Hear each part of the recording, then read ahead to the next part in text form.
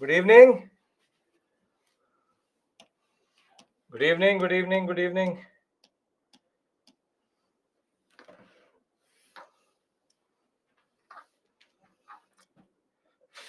We'll wait 2-3 minutes and then we'll start, as always. Very good evening.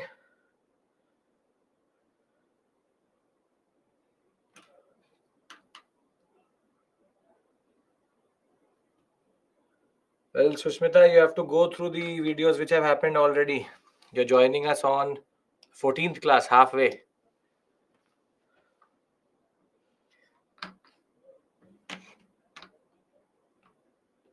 No issues.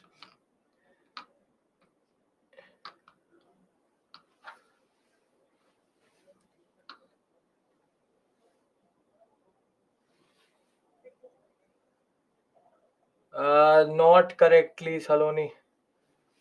Bengal, Awadh was never defeated. Awadh was only annexed later. It was under subsidiary alliance. First defeated the British. Bengal was first defeated the British in exile. No, no, no, no, no, no, no, no. It's not like that.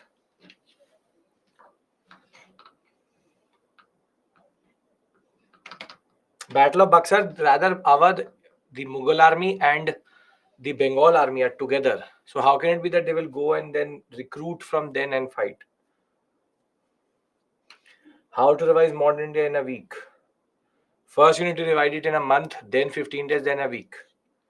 Revision only gets better and better once you have done it. It will need repetition. Nobody can revise modern India in a week. If you are doing other things, only sitting with modern India, then it's possible. Is it the right way to start preparation from degree first year onwards? Sure, why not? You have 3 years, but you have to be diligent and you have to make sure that after defeat and capture, yes. 3 years, so you have to make sure that you use your time in the right way possible, and you should be by the third year prepared to give the exam.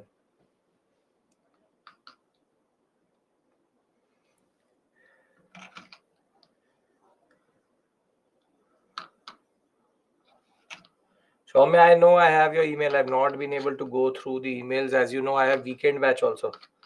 So mostly on weekends I go through. I got one day yesterday, was able to clear 50, 60 emails, but still have 50, 60. I've seen your emails. Don't worry about that.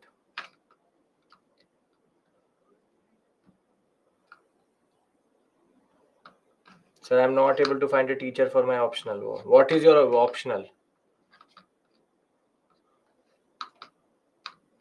So on the time of revolt in Lucknow incident, what is the real motive of revolt?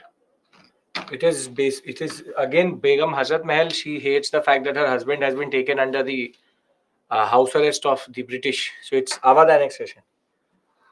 Management, I don't think you will need to find. Why have you taken management as your optional? Your MBA. Psychology is good. You may if you have a background in it. And Roshan, you can type in non-caps. Don't worry, I can still see your messages. How to decide optional subject? Your interest, your background, your understanding.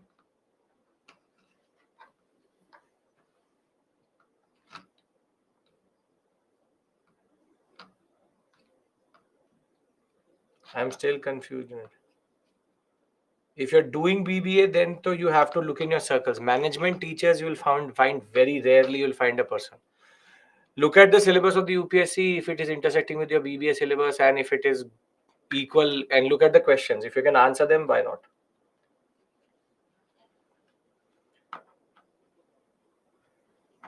See, now what will happen is last two classes too difficult teaching, sir. Teaching was difficult, topic was difficult. These are two very different things.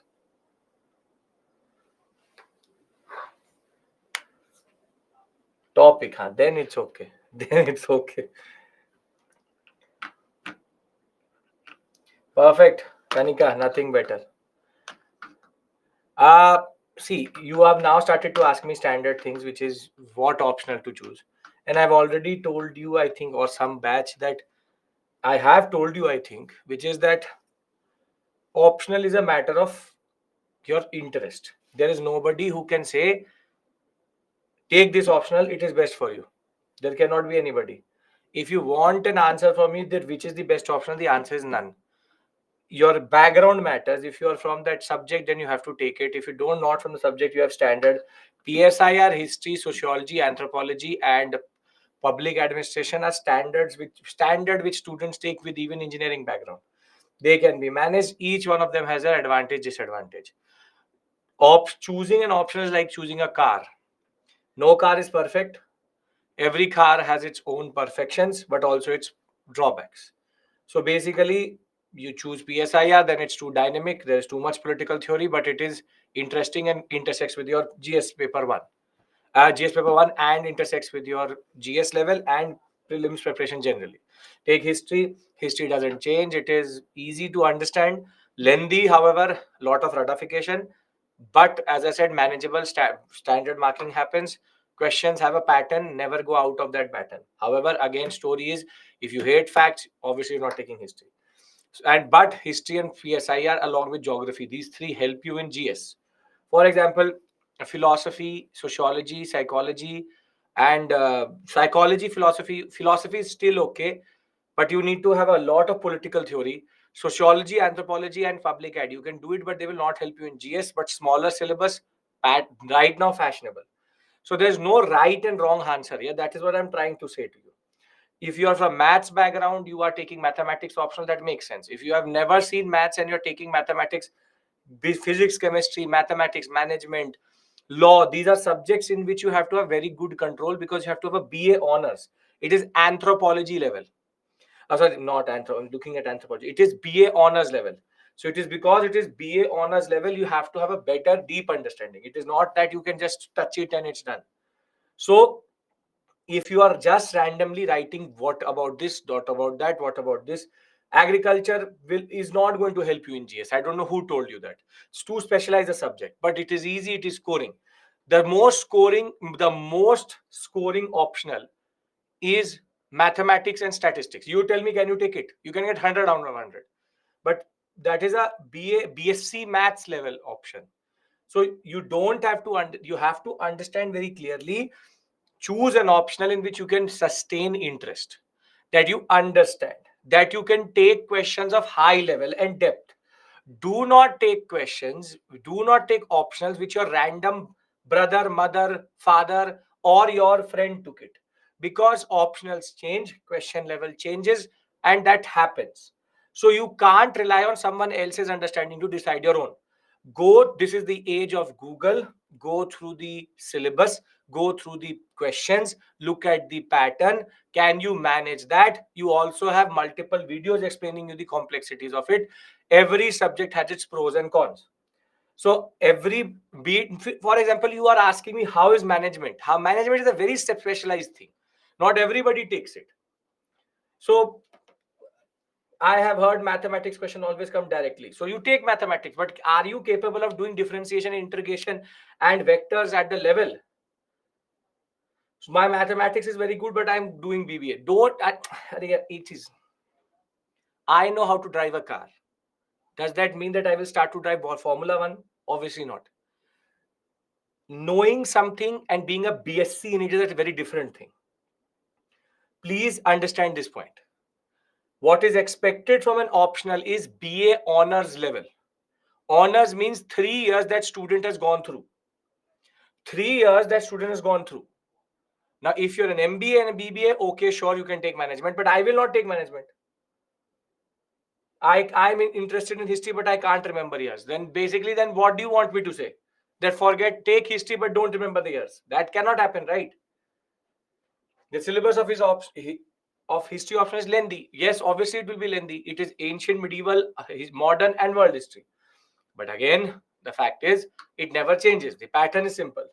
See, I'm not here to sell you an optional. Please understand this point. I will be the last person to say take this, because you will take it and then you will abuse me. That's why you told me take it and it turned out to be a nightmare. It has to be your own decision. For once, act like an adult. Take a decision. I am interested in it and I will do it. I want to do it and I have aptitude in it. So you cannot leave this to a separate person to decide for you what option you will have. Sociology, anthropology seem to be simple but are equally difficult. The questions, see, if there is if there's theory, it will always be difficult. Durkheim, this, that, Althusser, there will be a lot of things. So understand this point. Remembering commissions somehow difficult. I wrote them orally. Okay, that's okay, Jim. Now, can we start our course? Can we come back to what we have to do? Do we need to learn all years of the wars? No. I told you, if you can remember that, you will never have to learn that. Optional classes are right now, we have courses which are sold separately or as a bundle. I don't remember that, but live is not available. It will be available soon. Should India colonize other countries in order to become economically strong? When? Right now, then. Previous year questions. Charan, first let me cover something. What is the obsession? We did previous year questions on Friday. Again, sir, which option is good for me? The answer is matters on you. That is the basic point. Okay. Is making flowcharts good? Okay, sure, but not in the exam. Can I start our discussion?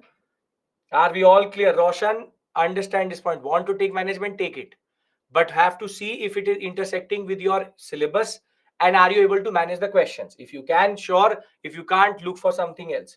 But has to be based on your interest. Okay. No, Deepshika, you can't make flowcharts. You make it as a subsidiary. Have to write in the examination. Flowcharts only for summarization, not for anything else. Okay. Which is easy between sociology and anthropology? Neither. Equally difficult. Both are the same. Anthro has physical anthropology, which is very difficult. Social anthropology is okay, but very dynamic. Then sociology paper has become difficult nowadays. Okay, now today we cover three very important concepts. So I'm now going to concentrate when the assembly is created for telling British what's happening. After it converted to National Assembly, why British didn't suppress these assemblies? Firstly, we want to see organizations, not assemblies, but because initially they will seem to be very naive, very innocent. The moderate phase allowed them to develop, and by the time they could suppress it, they had become too big to be suppressed. Okay, sir, I did moderate extremists to come together. Okay, please listen to me. Listen to me. Now we'll settle down. Optional is always a touchy topic, I know, and there is no right and wrong answer in it, and there is nothing uniform answer. You want me to say which option you should take? Take history. I'm a history teacher. I will say take history, but that does not change the fact that you've taken something else. A polity teacher will say PSIR. A geography teacher will say geography. Anthropology will say anthropology. Everybody has their own interest. I always say this: take it on your interest, not our interest. That's the only point. Now, I may find history easy or interesting. You may not. GS level preparation and optional level preparation is very big, very different. Now, on Friday, now what I will see is a little bit of a Gajini effect. Economics is very scoring, but it is very technical. If you are from economics background, sure, why not? Now, long-term Gajini effect will be there, 3 days. So just to remind you, this is modern India, and we are doing the national movement, and we had reached till moderates. Today we do three very important topics. First is Indian Council Acts.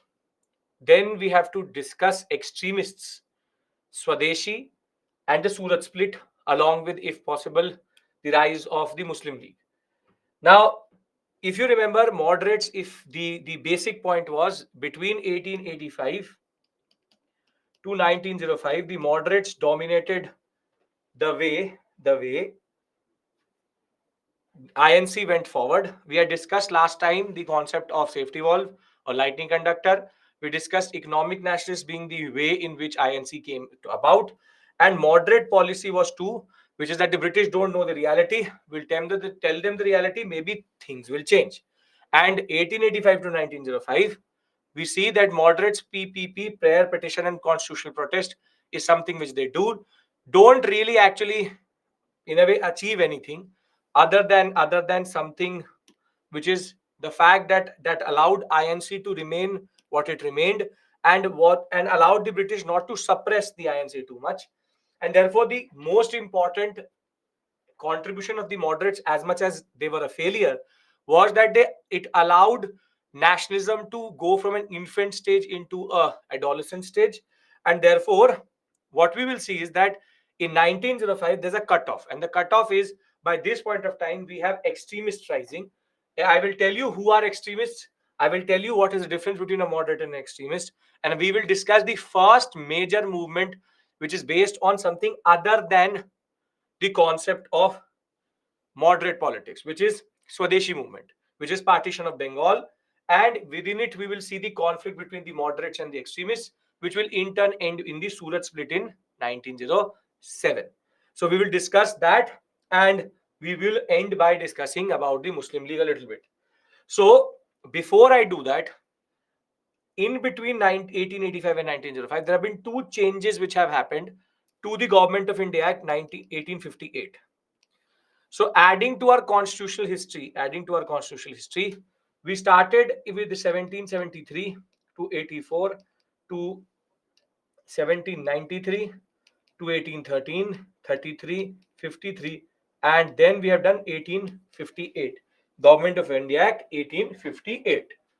Now, Government of India Act 1858, if you remember, created the following structure. Now I'm starting to teach, so just don't be distracted. We will discuss optional later. Right now, concentrate on modern India GS. Can I start our concept now?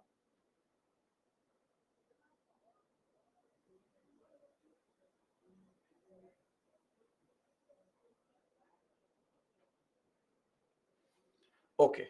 Now, Government of India Act 1858, if you remember, was based on the concept of the British Crown taking over. With the British Crown taking over, we had the following structure in place, which is the India House with the Secretary of State to India plus 15 members. And because the Secretary of State basically reports to the Prime Minister, they report to the Parliament, and in a way they report to the Crown, ultimate executive. Now, under that, you had the Governor General and Viceroy of India. And with him, we had two councils, Legislative Council and Executive Council. Now, under them, we had three governors as of right now: Governor of Bengal, the Governor of Madras, and the Governor of Bombay. This is what is the structure. And understand one point, that when it came to legislative power, what is the word we had previously used? What is the word we have previously used for legislative powers? What is the trend here? What is the trend here? Legislative centralization. Very good. So there was a process of centralizing. Legislative centralization means that these governors propose laws to the Legislative Council. Legislative Council takes this issue to the Governor General and Viceroy. The Governor General and Viceroy gives it to the British Parliament, and the British Parliament thereafter execute. Once it becomes a law, it gives it to the Executive Council, who executes the law. This is basically the flow. Yes or no? I had showed you this flow previously also. This is how lawmaking is happening, which is that it goes from the governors, it goes to the Legislative Council. From the Legislative Council, it will go to the Governor General. Governor General will send it to the Parliament. Parliament will send it in a way to the Governor General, but his Executive Council. And the Executive Council is going to then make the law. This is called legislative centralization. Now, why would the East India Company, want this type of a structure? The role of India House is basically that the Governor General reports to the Secretary of State. Secretary of State is basically a minister who takes care of India on the behalf of the Prime Minister. Why? Why is this basic case there? Why would they want legislative centralization? What would be the reason why they would want that the power remains with the crown, but East India Company does not have the crown? East India Company is board of control and court of directors. So legislative centralization in that regard, legislative centralization is important for the East India Company because it keeps the power close to the heart of the Governor General of India and thereafter to the board of control. In a way, board of control has all the power vis-a-vis the Governor General of India. Would it be right to say that the Governor General of India has too much power and it gives that power to the board of control and it remains within a very close knit system? Meaning that the Governor of Bengal, Governor of Madras, and Governor of Bombay have very less autonomy. I'm talking about between 1773. We already know that. Again, little bit run your mind. We've done this in between 1773 to 1853. There was a process of legislative centralization. I'm talking about that. Stop writing 1857. When I'm talking about legislative centralization, the reason why there was legislative centralization in which there's such a complex structure is to make sure that least amount of people take the decision and all power is with the Governor General of India, and therefore the governors cannot become autonomous.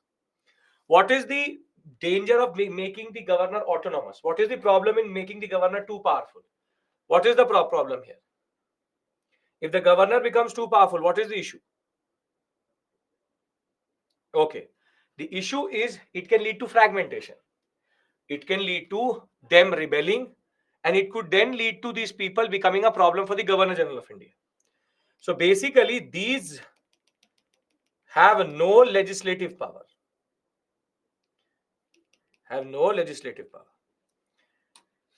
But now tell me one thing. If I am the Prime Minister of Britain, I have multiple decisions to take for England. If I have the Parliament already scrutinizing me too much, the Crown as it is not interested, the Secretary of State has other things to do also, would I want this type of a system that everything reaches to the Parliament and we are legislating for England also and for India also? Meaning, if I have direct control, it was previously about controlling the board of control. Now that I directly control India, why would I want to have a hassle system that can I sneeze in India? So that will go from legislative council, then to go to governors of viceroy, then it will go to the parliament. Yes, you can sneeze, then it will go to the executive council who will tell the governors of Madras, okay, go and sneeze. Basically, it's a very slow process. And tell me one more thing.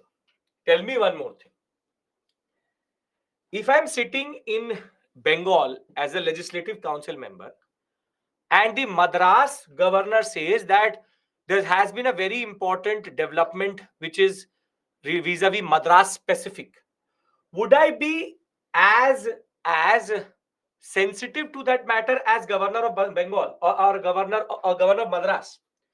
Would I, as a central legislative council member, be very, very clear about the local situations? Would I be in a situation to understand what does Bombay want, what does Madras want, what does Bengal want? No. So the problem with legislative centralization is two things. It is first a time consuming concept, and more than that, it is a generalization. Regional specific laws become very, very rare. Regional specific laws are rare and mostly faulty.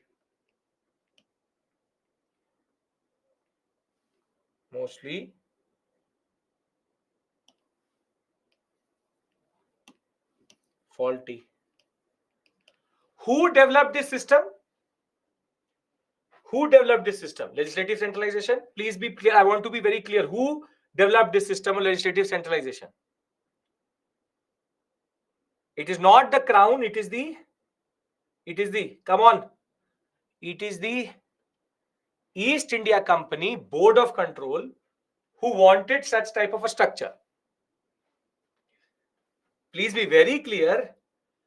Legislative centralization is a very specific thing to company rule. The parliament was doing it because they did not trust the board of control. So please be very, very clear about this, that legislative centralization is a company trend.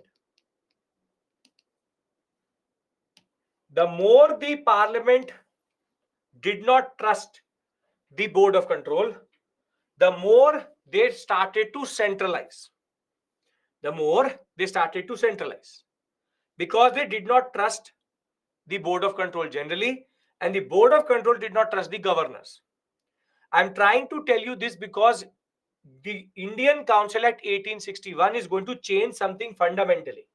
So I'm trying to establish something for you, which is the fact that legislative power was centralized in the Governor General of India.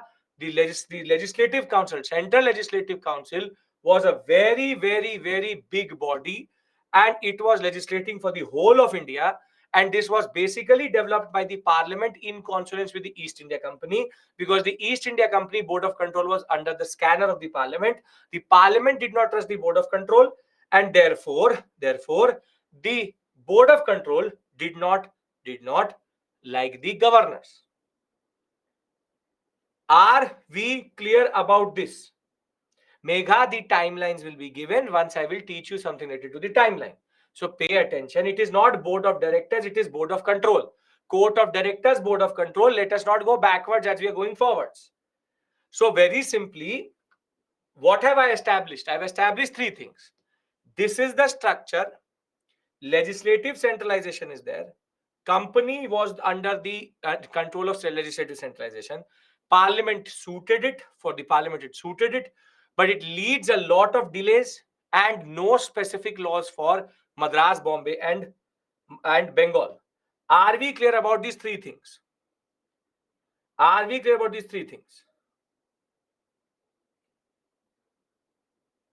Yes. Come on, be more specific. Yes. Okay. Now, between 1858 and 1861, 1858 and 1861, close to 3 years, the crown has ruled India now. And they were able to identify these two problems very quickly, because between 1858 and 1861, they were able to figure out that there is some issue in having this type of an approach. So now in 1861, they introduced the Indian Councils Act. This is the first of three more council acts which will come. 961, 92, 1909, 1919. So there are four council acts. First is 61, the second is 92, the third is the concept of 1909, also known as Morley Minto reforms, and thereafter 1919, which is called Montagu-Chelmsford reforms. Now these basically are council acts which amend the system or amend the structure in India for the constitutional structure which has been created by the parliament. We've established that the Secretary of State works through the Governor of India and Viceroy. Legislative Council, Executive Council, all governors are alone. They do not have any legislative power, and there's too much time which has been taken. Generalization is happening for regions, and the company is gone. So now the Indian Council Act will change the structure a little bit. What it will do is, now please pay attention. All provisions are going to be told in first in the flow chart, then I'll read it out from the PPT, then I'll summarize it for you again. Now, when it came to the England side, India Council, India Council, or what you call as India House, whatever you want to call it.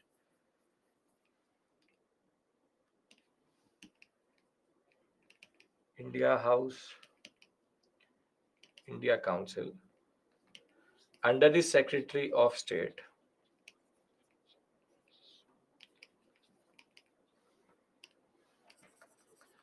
Under the Secretary of State to India, plus 15 members. Here there is no change. No change in England. So this remains the same. Thereafter, the changes start from here. Governor General of India and Viceroy. He has what is called as the Central Legislative Council and Executive Council. Means India House was in England. Yes, good morning. Executive Council. Thereafter, it has always been India. Board of Control, Court of Directors, all seated in England. Now, the first change is that more provinces are created. One is Bengal,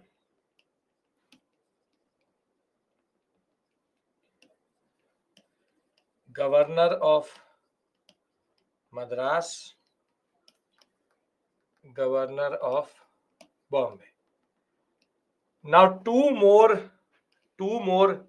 provinces will be created because these were too big a unit. You have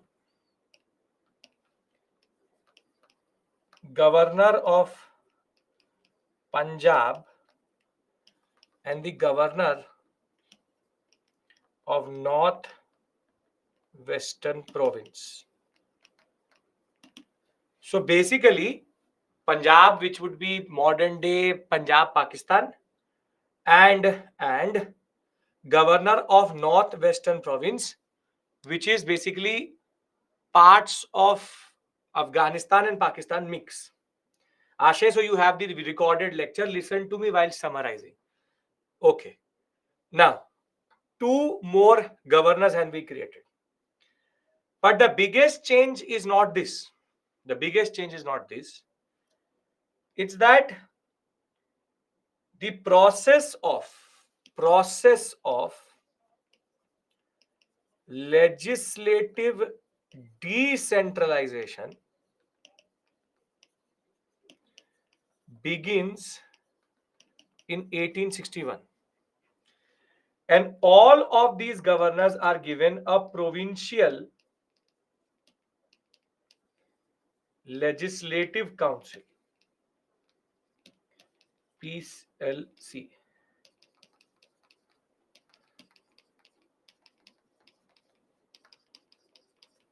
Basically,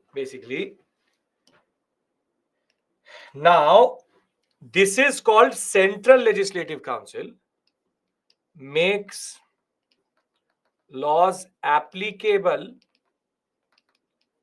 for all of India and provinces,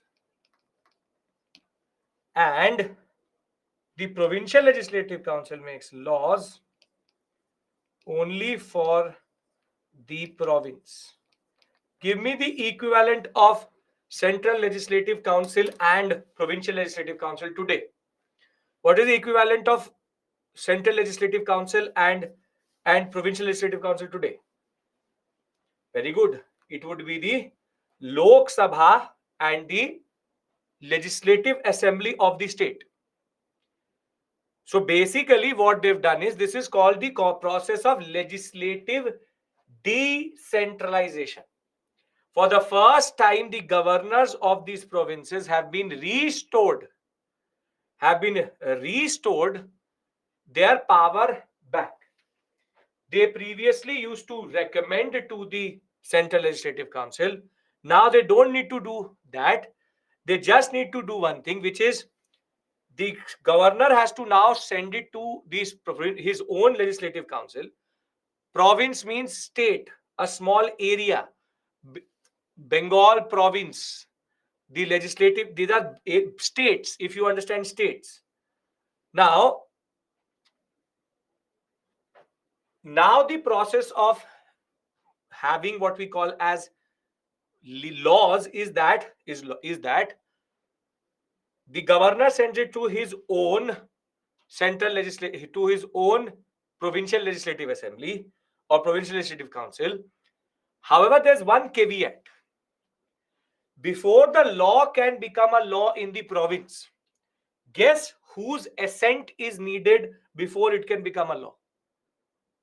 Guess whose assent is needed? Very good. Like the president today and the governor in the case of states, the assent of the Governor General of India is necessary. So though there is a little bit of decentralization, still Governor General of India and Viceroy still holds a lot of power. It's not that the Governor of Bengal can make everything for himself and then leave it. But the major addition, the most important concept which was introduced, is it binding? Obviously, it is binding. It's not a democracy. If Governor General says jump, you jump. The point is, process of legislative decentralization begins in 1861 by giving them provincial legislative councils, and now the central legislative council still though has a lot of power on in reality on paper should be less of a power in provinces. But the point was, because Governor General has all the power, he can do anything. Ironically, the Governor General is also given the power to promulgate ordinances. Power to promulgate ordinances. So now the Governor General in his own right can also start giving ordinances. As you know, ordinances are laws passed when neither of the house of the parliament is in session by the president or the governor, and these have the life of 6 months. But here there's no concept of 6 months. The simple point is it's a law which can be promulgated by the Governor General himself. So you can see that the Governor General of India is becoming more and more and more powerful. He has to assent to each of them, but also can promulgate his own ideas. Ordinances not for the provinces, only this power is with the Governor General. Now, the last major thing, two things which I will write down, but I will explain it to you, is that in order to make sure that there was good implementation of laws in the Executive Council, portfolio system was introduced. Promulgate is to basically launch, give, make. But here must be some distribution of power, like which PLC can make laws. Legislative jurisdictional division is not here right now. Prem Kumar, you're looking for something which is not there, which is state concurrent, what you're looking for. Legislative subject this jurisdiction is not there right now. That will come later. By 1990. We'll see. Ordinance can be promulgated for a specific province. Yes. Ordinance. What is an ordinance? Ordinance is again Shweta, which means that you've not done polity. Ordinance is a temporary law which can be promulgated, which can be basically enacted by the president or the governor if either of the houses of the parliament or the state legislative assembly is not there. This law has a 6 months basic life. 6 months, 6 weeks. If once the house is in session, they have to pass it. Last but not the least is that for the first time in the central legislative assembly,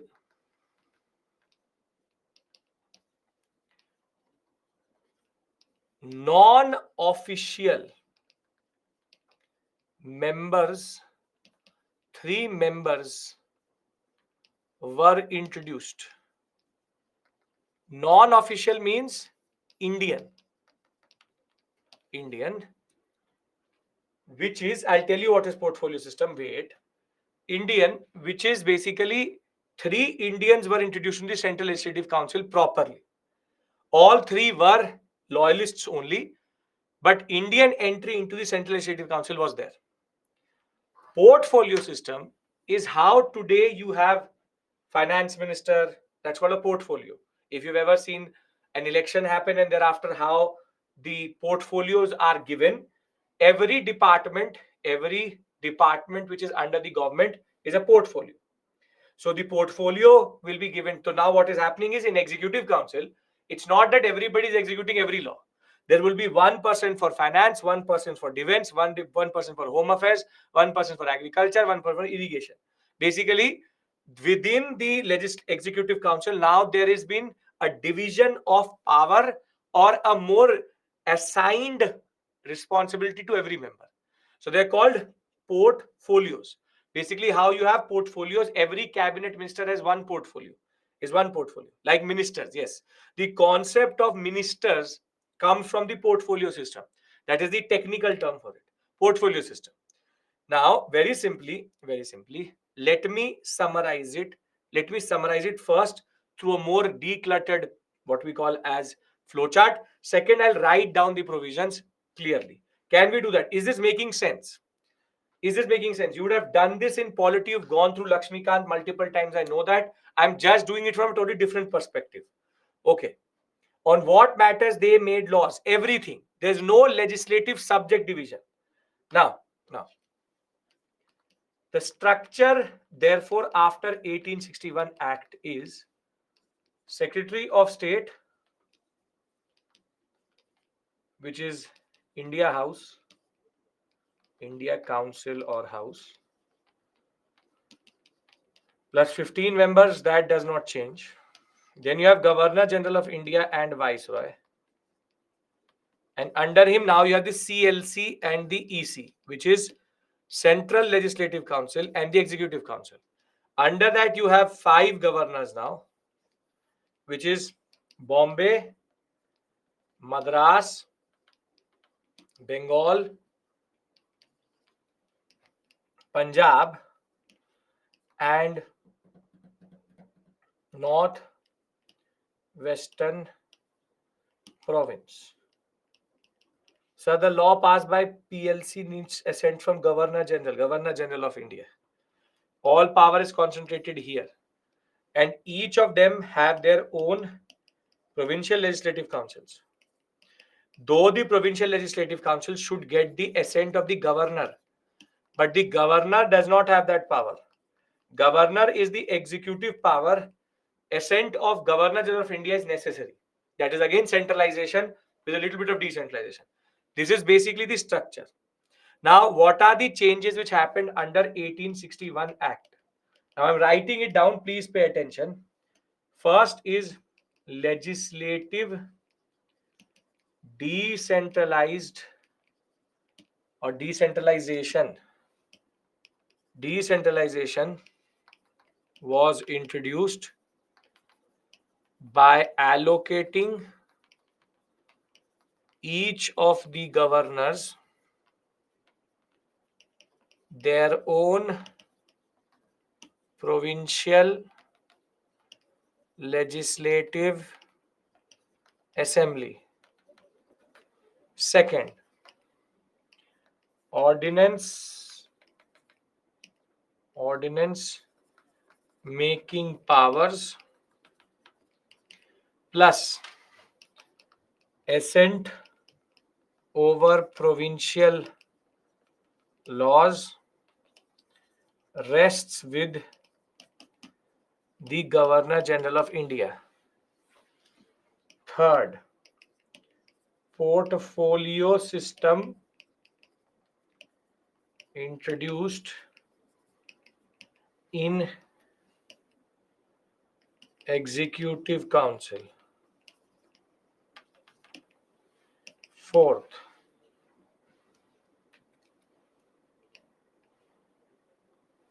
what is written after own in first? Own provincial legislative assembly. 3 non-official members are introduced in the central legislative council. Difference between CLC PLC. Difference between, Charan, tell me the difference between Lok Sabha and the Vidhan Sabhas. Then I will answer your question. Veto power, Rohit, not specifically said, but later it will be told. Then, last but not the least, no change in structure. Charan, I'm waiting for your answer. No change in structure of governance at the London level or in England. Sixth, Punjab and North Western Province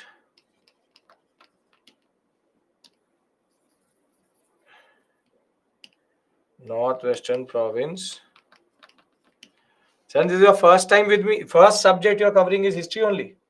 Punjab and Northwestern Province were made as provinces and governors are appointed. What is the subject you covered before me?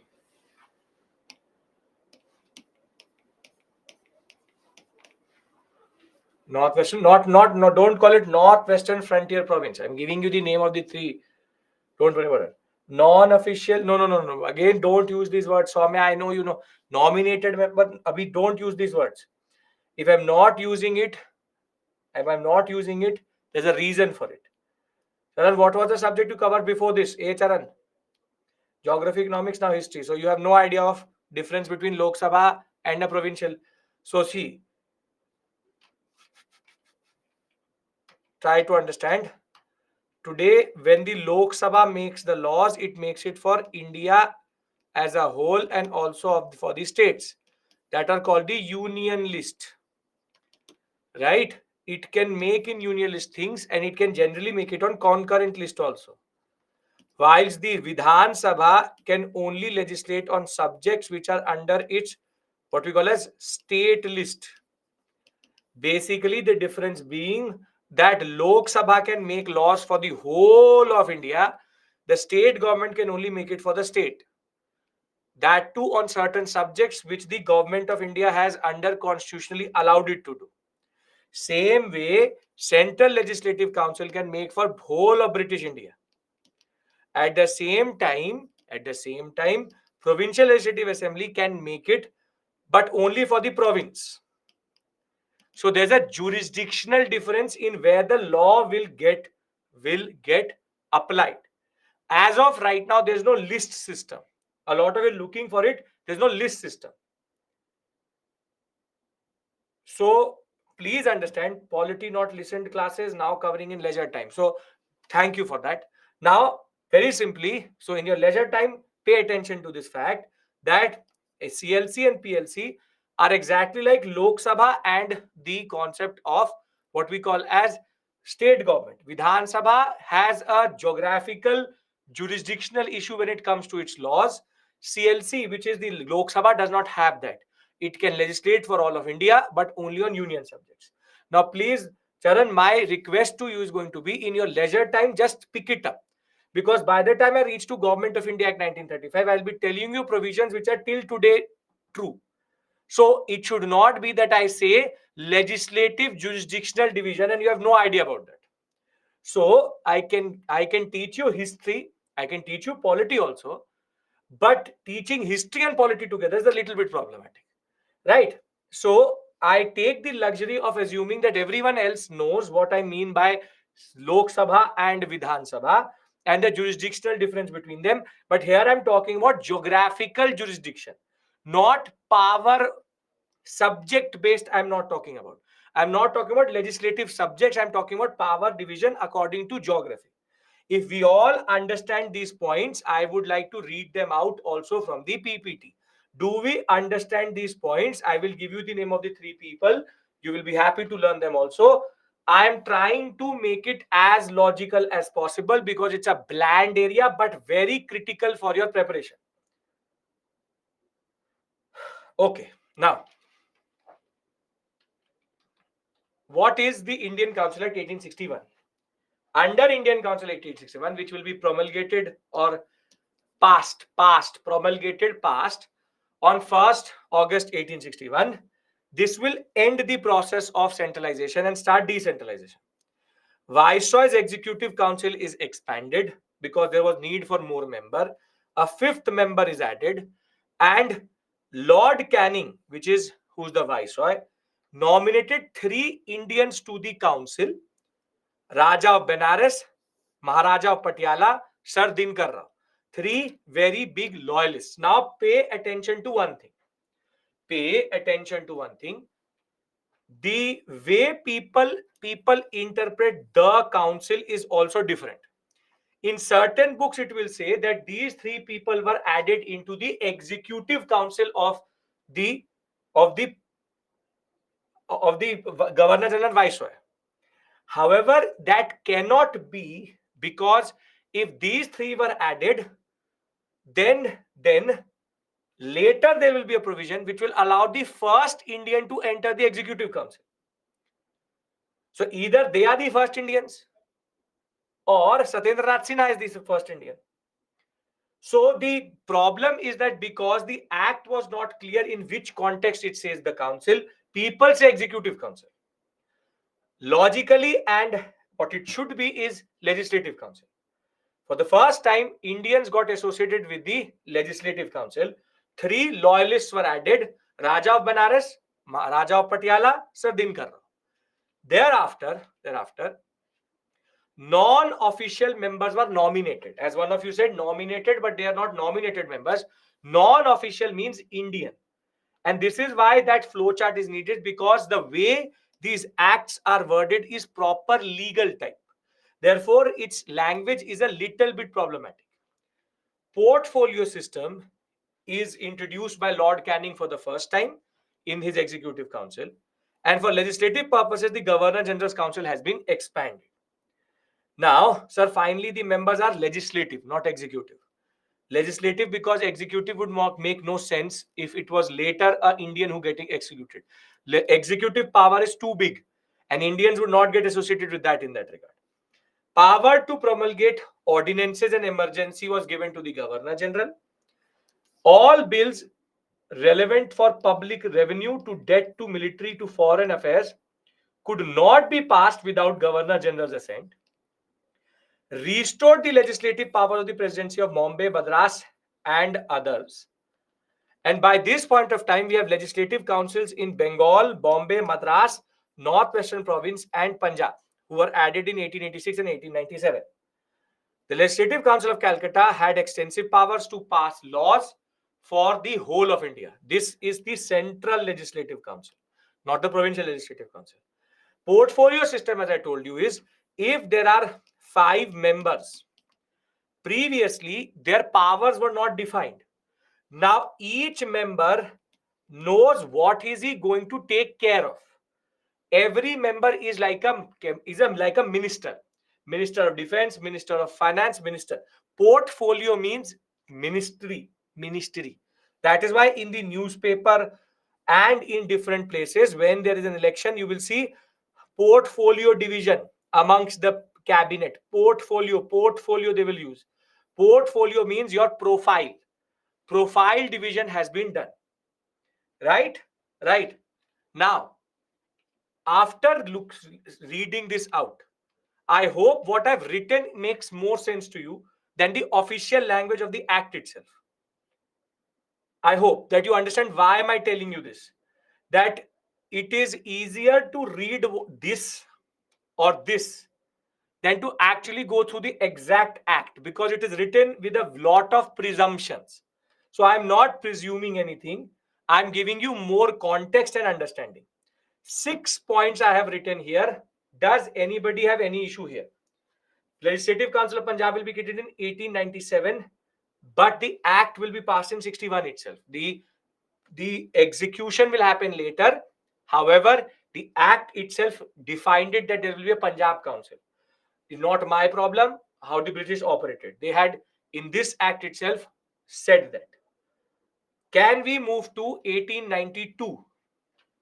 Can we move to 1892? Ordinance making powers plus assent over provincial laws rests with the GGI. Okay, now when we talk about 1892, I'll read out the provisions to you first and then you will realize what I want to say. There is rise of nationalism. We already know that in 1885 the INC was formed, and therefore the Indian National Congress is now creating pressure. And one of the demands of the Indian National Congress is loyalist and unofficial members. Unofficial members, I'm attributing them the loyalists, which is all three were very good friends of the British. 1885, the INC starts to create pressure. And one of the most important demands of the INC was, we want more participation. INC wanted more participation,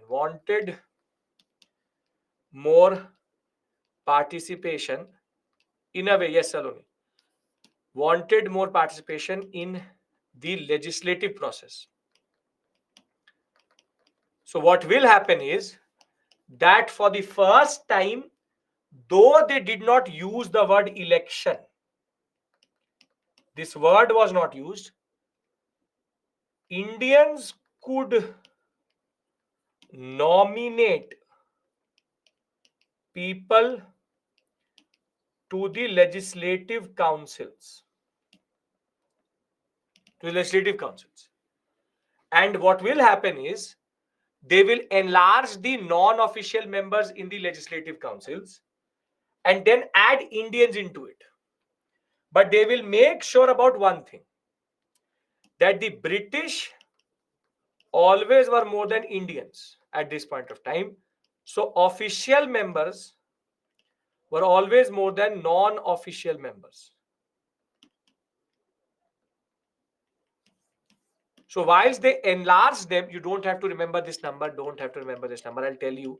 There's one more province which has been added, which I'll tell you. Awadh as a province has been created. But official majority will be maintained. Now these people can ask questions on financial matters. Principle of representation will come. Legislative councils will be empowered to make new laws, repeal the old ones, which were not relevant to that province itself. Made a limited and indirect provision to use election in filling non-official seats. Though the word election is never used, members of Indians was increased, limited functions of legislative councils, revolutionary activities will rise, and this will basically not satisfy the INC, and this will be the source of extremism to rise. Now, let me bring all of this in a more systematic way. You saw what is written. This is what you'll find in books. So now, Indian Council Act,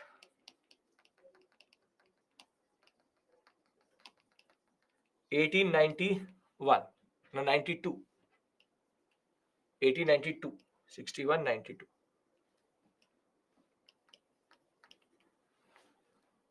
Now, this remains the same.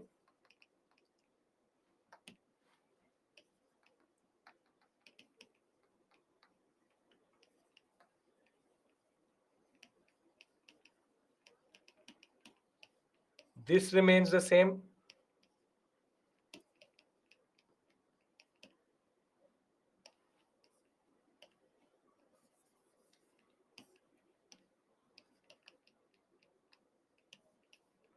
Thereafter,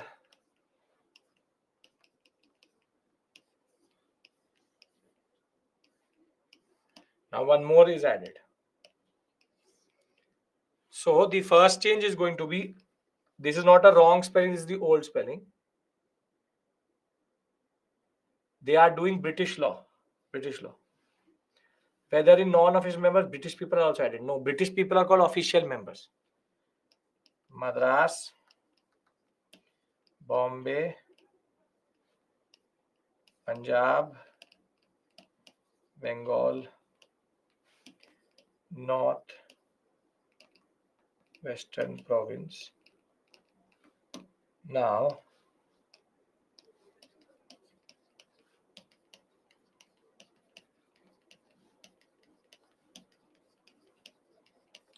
basically the biggest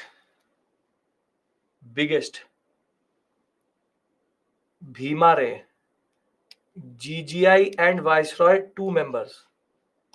Somebody answer, please, him. Are these two people or one person? Single. It's a title.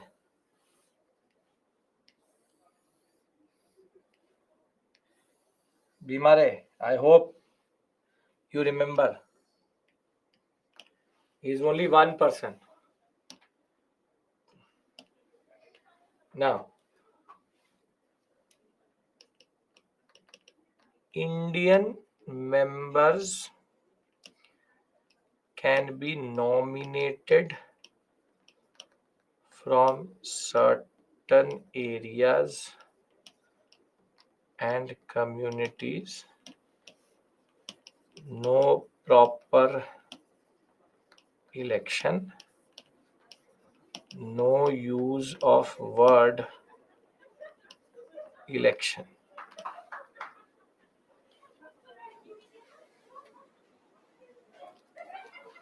So the biggest change under 92 is 1 and 2.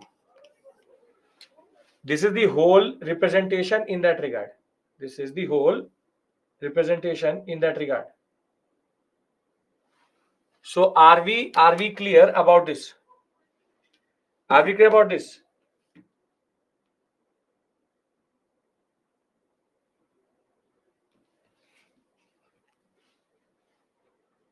Only two major changes. So if I summarize 1861 and 1892, now pay attention. In the examination, obviously they will not ask you so detailed wordings. Indian members were nominated in CLC? No, obviously no. 1861, the words which you have to look for the examination is portfolio system, provincial legislative council, legislative decentralization, 3 members into legislative council,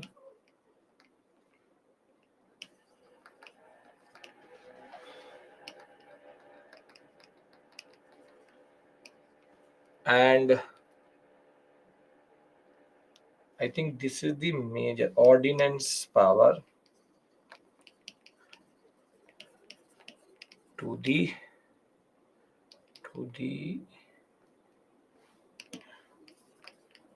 Governor General and Viceroy. Assent of GGI needed on everything. For 1892, you have to remember indirect elections or nominated Indian members by Indians into the central and provincial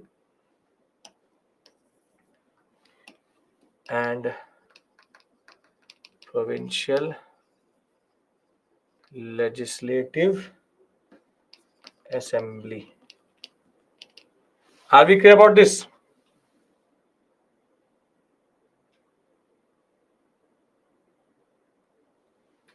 Are we clear about this? Here you can add Punjab and Northwestern province added, Oath added, as province.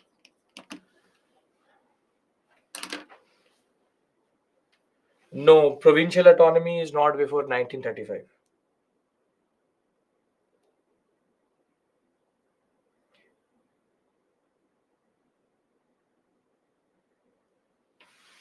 How indirect election? Because in a way, nomination is happening. People are choosing within themselves, so it's indirect elections. This word is generally used, but it is no word election is actually used, but we call it in the paper. You will find sometimes people say indirect elections.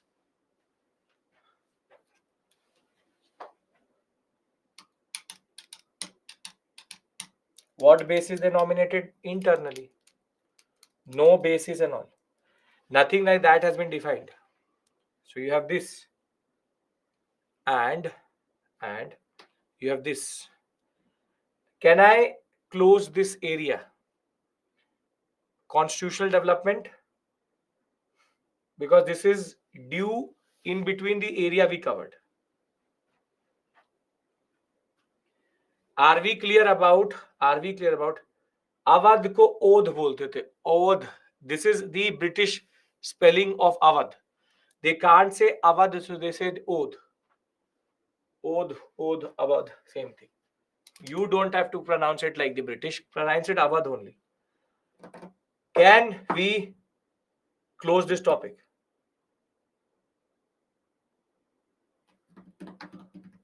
What about the southern states? Madras Presidency, Bombay Presidency, Madras Presidency divided most of peninsular India. So around the beginning, 3 points you told that what 3 points?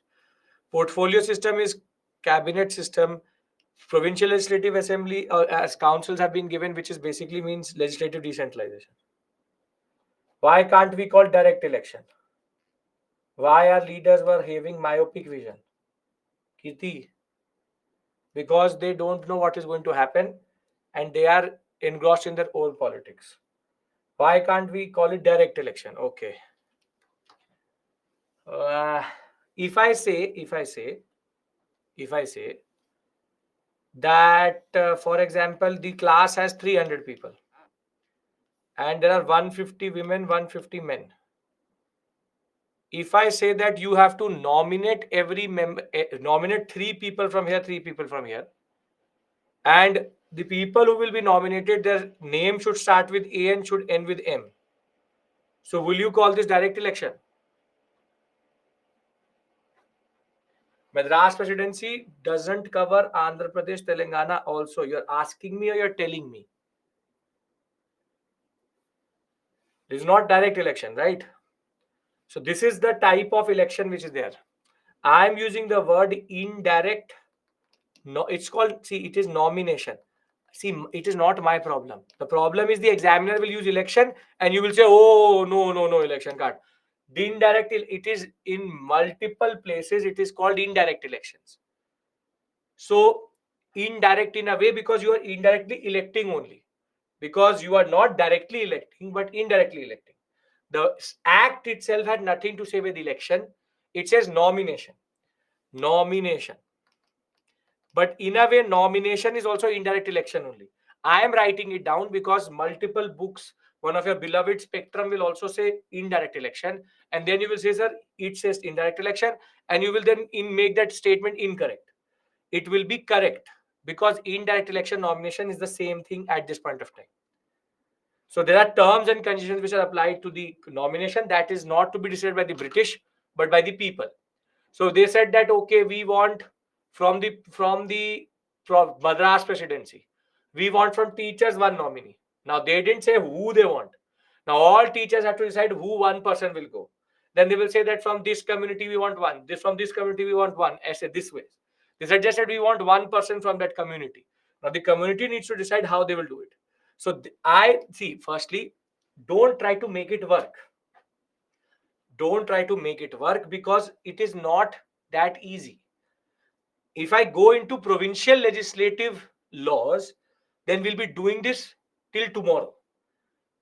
If they will not ask you what are the specific provisions for each and every community out of which people have to come in. As it is, very simply, they were not defined by the British, were defined by the community itself. I tell you, I want one member out of you to represent you. Now you decide how you send it. You decide. Getting my point? You decide. Tell me, Piyu.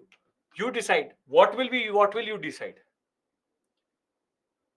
Now you will figure it out amongst yourself. Only Indian nomination and Oath edition 2 major, yes. Between 1861 92, these are the only two provisions which are there. One this, two this, 1, 2, 3, 4, 5, 6, 7. Can I close this topic and move and discuss extremists?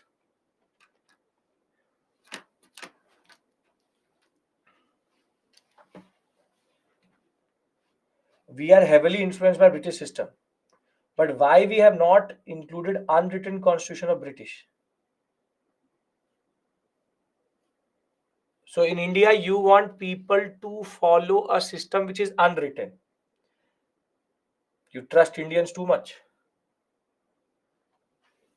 The written constitution is not followed correctly. You want it to be an unwritten constitution.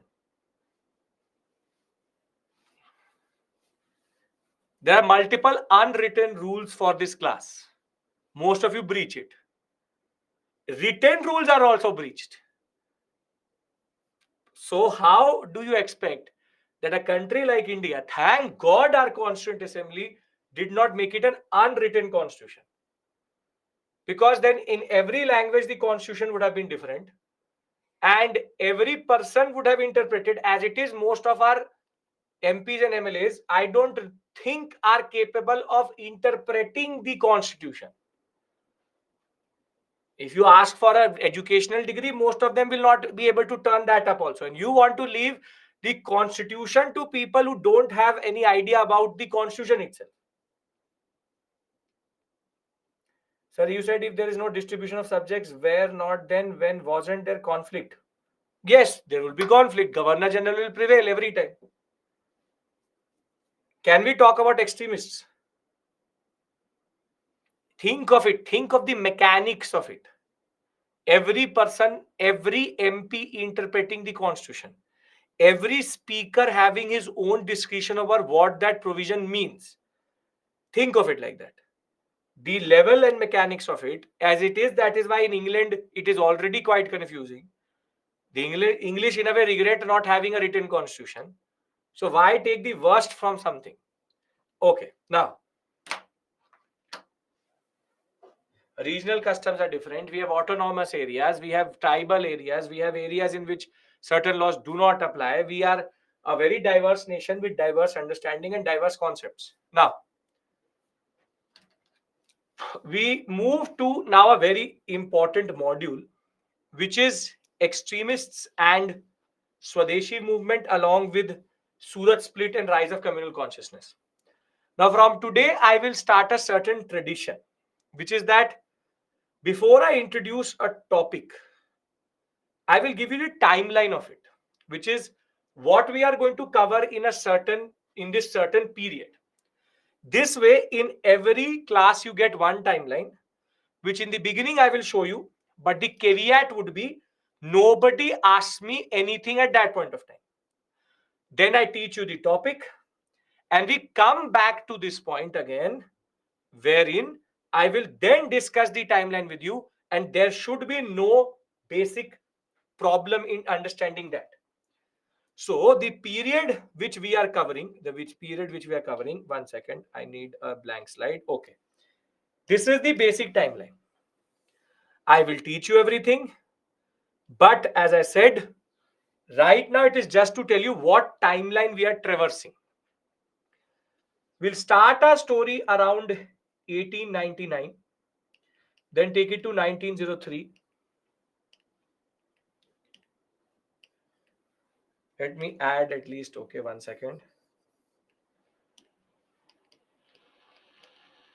1899, 1903, 1904, 1905, 1906, 1907. This is what we are going to cover today. And okay, I can open it up more. One second. One important thing, don't worry about the timeline generally. Every class will be a micro timeline. In the end, I will give you a macro timeline also, so don't worry. 1885, 1899, 1903, 1904, 1905, 1907.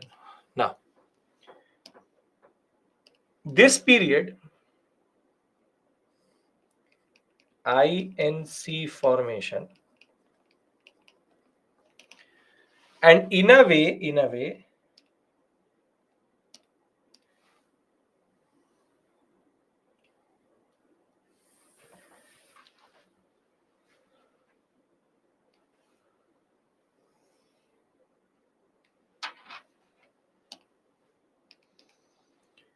this is the period of moderate politics and rise of extremism between 1900 and 1905. And there's something called Calcutta Corporation Act,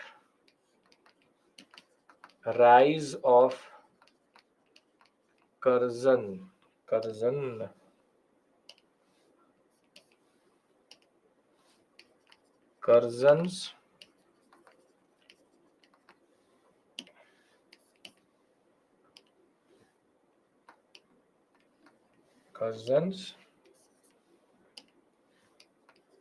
reactionary politics. 1903 will be announcement of Bengal partition. This will be Official Secrets Act and Indian Universities Act. Risley's comment on Bengal. 1905, partition of Bengal. Thereafter, same year we have the Banaras session of INC. Then you have between 1903 and this period, moderate phase of Swadeshi movement, and we have Swadeshi movement. You have Calcutta session, and you have Surat session, also known as Surat split, moderate versus extremists. This timeline is important, obviously, that's why I'm making it. Now, this is basically what we have to cover today. There are two stories embedded too. Curzon is a viceroy, Lord Curzon. Curzon, I think Curzon you should know. Curzon. So, what we have to understand is why would extremism rise? Difference between extremists and moderates first. Then how Curzon will start a certain reactionary politics to the rising Indian National Congress, which will start with the Calcutta Corporation Act, then we'll go to Official Secret Acts, then to the Indian Universities Act. At the same point of time, the Home Secretary Risley is going to make a statement which is going to be very significant to tell you what the Swadeshi movement will be on why the partition of Bengal was going to happen. And with the partition of Bengal, the the day 16th October partition, or 16th October 1905, partition of Bengal will happen. 7th August 1905, oath will be taken. This is called the Swadeshi oath, which will lead the Swadeshi movement itself. And then between Banaras session, Calcutta session, and Surat session, the moderates and extremists will fight within the INC. And in 1907, you will also have what is called as the Surat split. 1906 is also important because Muslim League will be formed in 1906. Will be formed. Now, if I have your permission, I want to discuss the first part: moderates, extremists. Why a need for moderates? Why the need for extremists? And how extremism comes up. Why screenshot is not allowed being taken? You will get the annotated PPT. Doesn't really matter. Don't worry. Okay. Now, the first thing which we have to understand now I've already given you the timeline. I'll come back to this slide once I've covered the other part of the story. I need everybody's yes. Can we start? Stop copying it because you're wasting your time. You will get it as a part of the annotated PPT. So don't have to worry about these things. Right? Okay.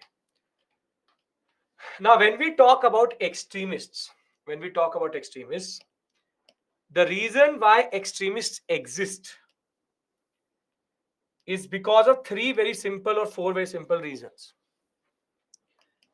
They are frustrated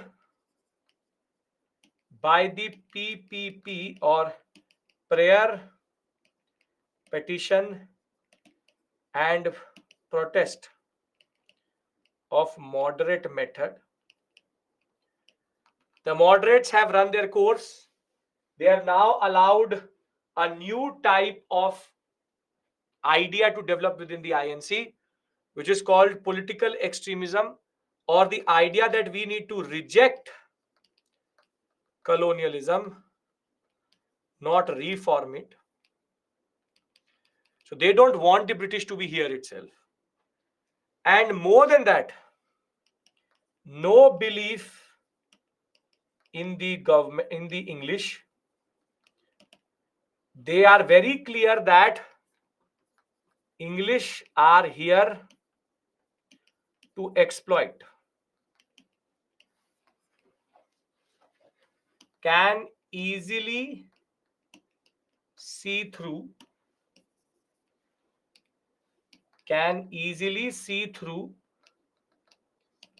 the moral and economic justification.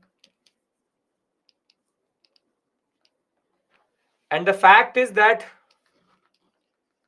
with more and more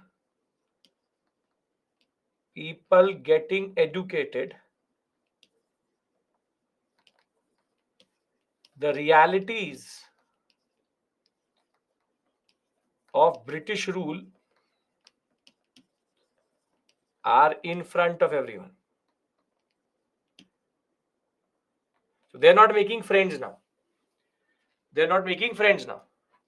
The most important ideology is remove the British, not reform the British.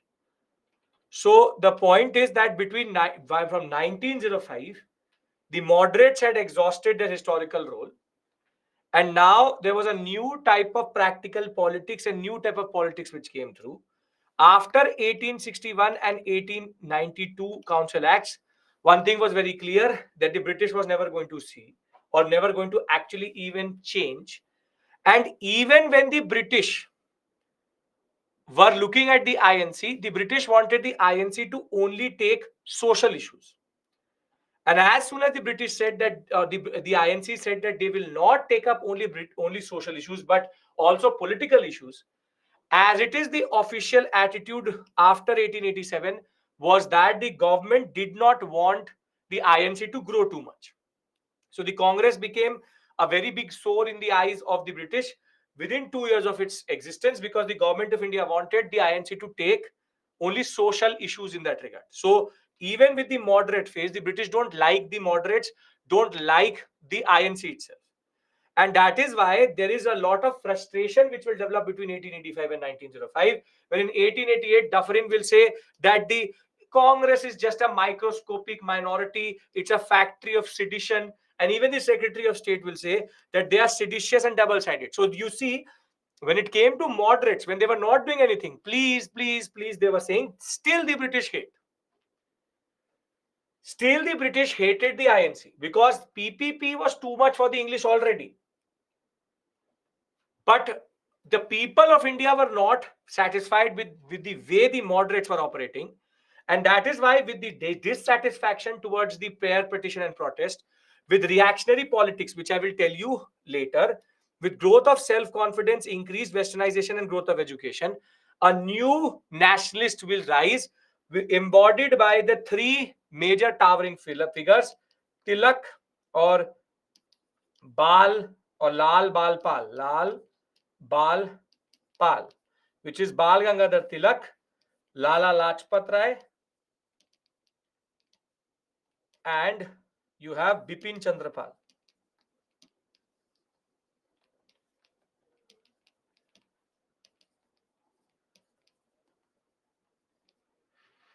Now, one thing should be very clear. They are related to what we call as political extremism, because there's something else which is called revolutionary activities, that is basically proper extremism. Now, the difference between a moderate and an extremist is, first and foremost, hatred for foreign rule, and they had no hope. Indians should not work for their own salvation. Swaraj, which is self rule as the goal, and direct political action, meaning that personal sacrifice is needed, people need to come out, masses need to be part of national movement. So basically, the moderates used to think that we will have a conference every 3 days in December and everything will be sorted and the British will agree. But that did not happen. And basically, the moderates and extremists are different in this way. This you can use to write any answer. Moderates believe that we need to be practical and legal methods should be there. Extremists will say, no, no, no. We want mass movement and people to be on the streets. Be it legal, illegal, doesn't matter. They wanted the system to change. Indians should be in service.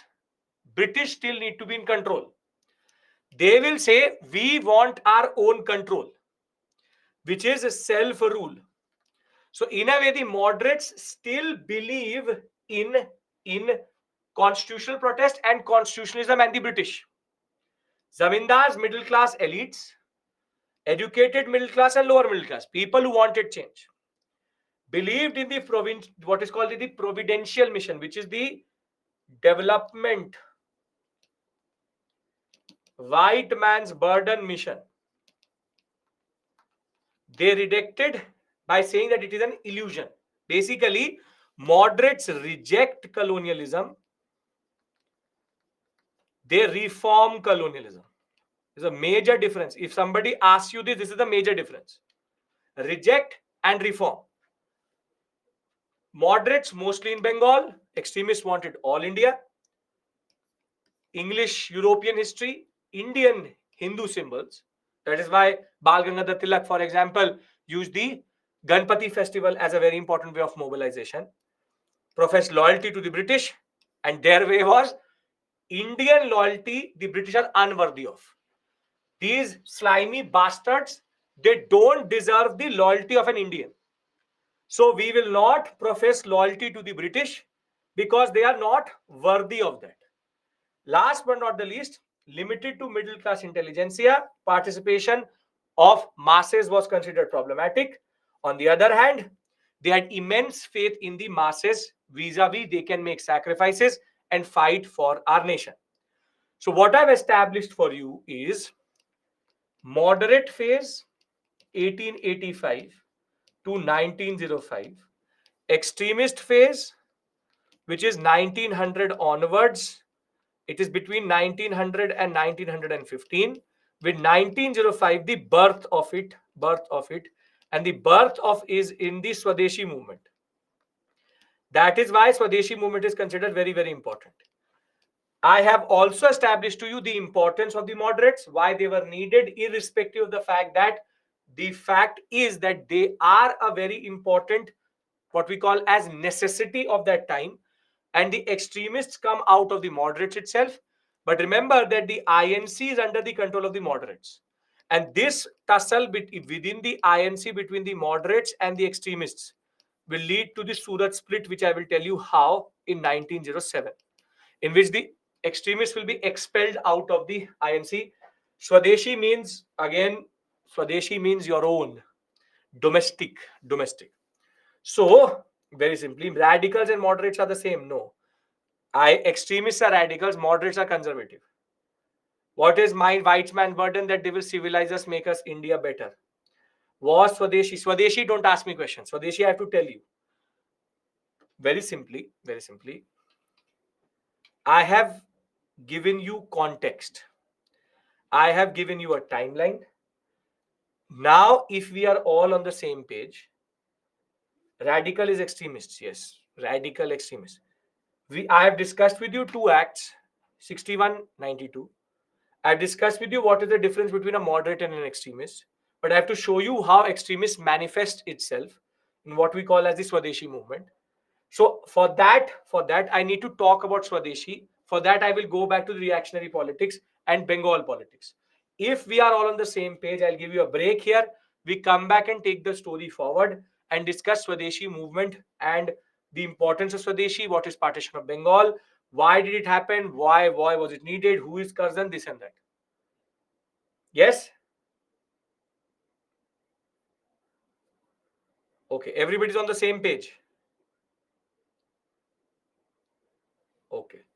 So I'll I'll keep it here. Extremist slide, obviously you have it. I'll keep it here. We come back at 6:45 and we'll take the story forward.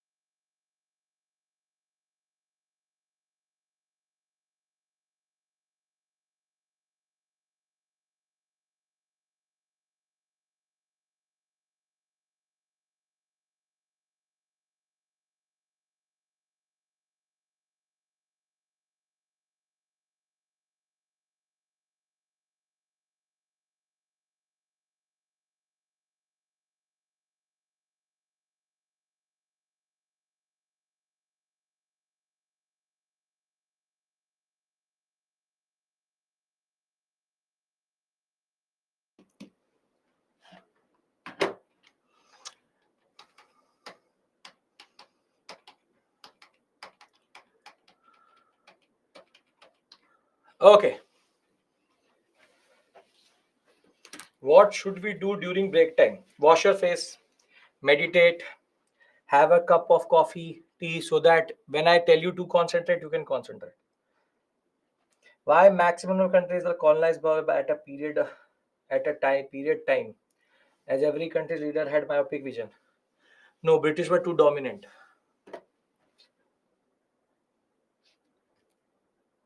Whatever written again, Rohit, that is separate. This is separate. That is not compulsory. You have it very, very good. But there will be obviously be differences in what I'm doing here and that. And obviously, if I'm the author of both the things, it will be same only. So I don't know why you are asking me this question, right? So PPTs also I have made it. Book is also mine only. So ऐसा तो होगा नहीं कि that Bengal will go to Calcutta and Calcutta will go to Bengal or Bandras. It will remain the same. So I take it as a compliment that both things are matching, because obviously it is me who wrote both of the things. So that is for somebody who is not related to me also in that regard. Okay. Perfect, Prerna. Great. Can we start our discussion about partition of Bengal?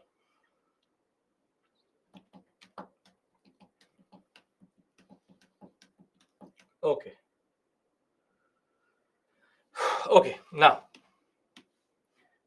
when we talk about Bengal or why partition of Bengal is so important, let's talk about this province first. Now, as you can see, an undivided Bengal is more or less most of northeast, along with Bangladesh plus Bihar, Orissa, and the Chota Nagpur plateau, which is Jharkhand today. And in that context, I will come to reactionary politics. Wait. In that context, this whole Bengal sector. So our moderates are threatening full independence at that time. There's no concept of full independence. Don't overrun. This is 1905. Full independence as a concept, dominion and all will be 1920s. Now,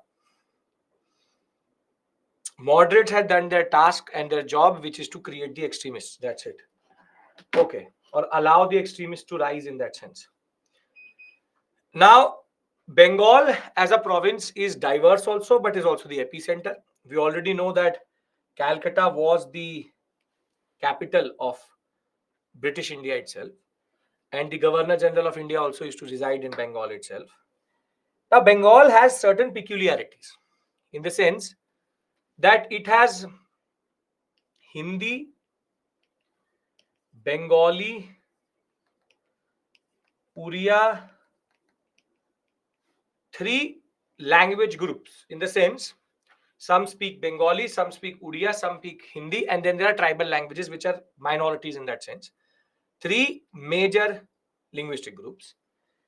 And there are also two major religions in this area, one being Hindus and the other one being Muslims. So if you see, Bengal can be divided both linguistically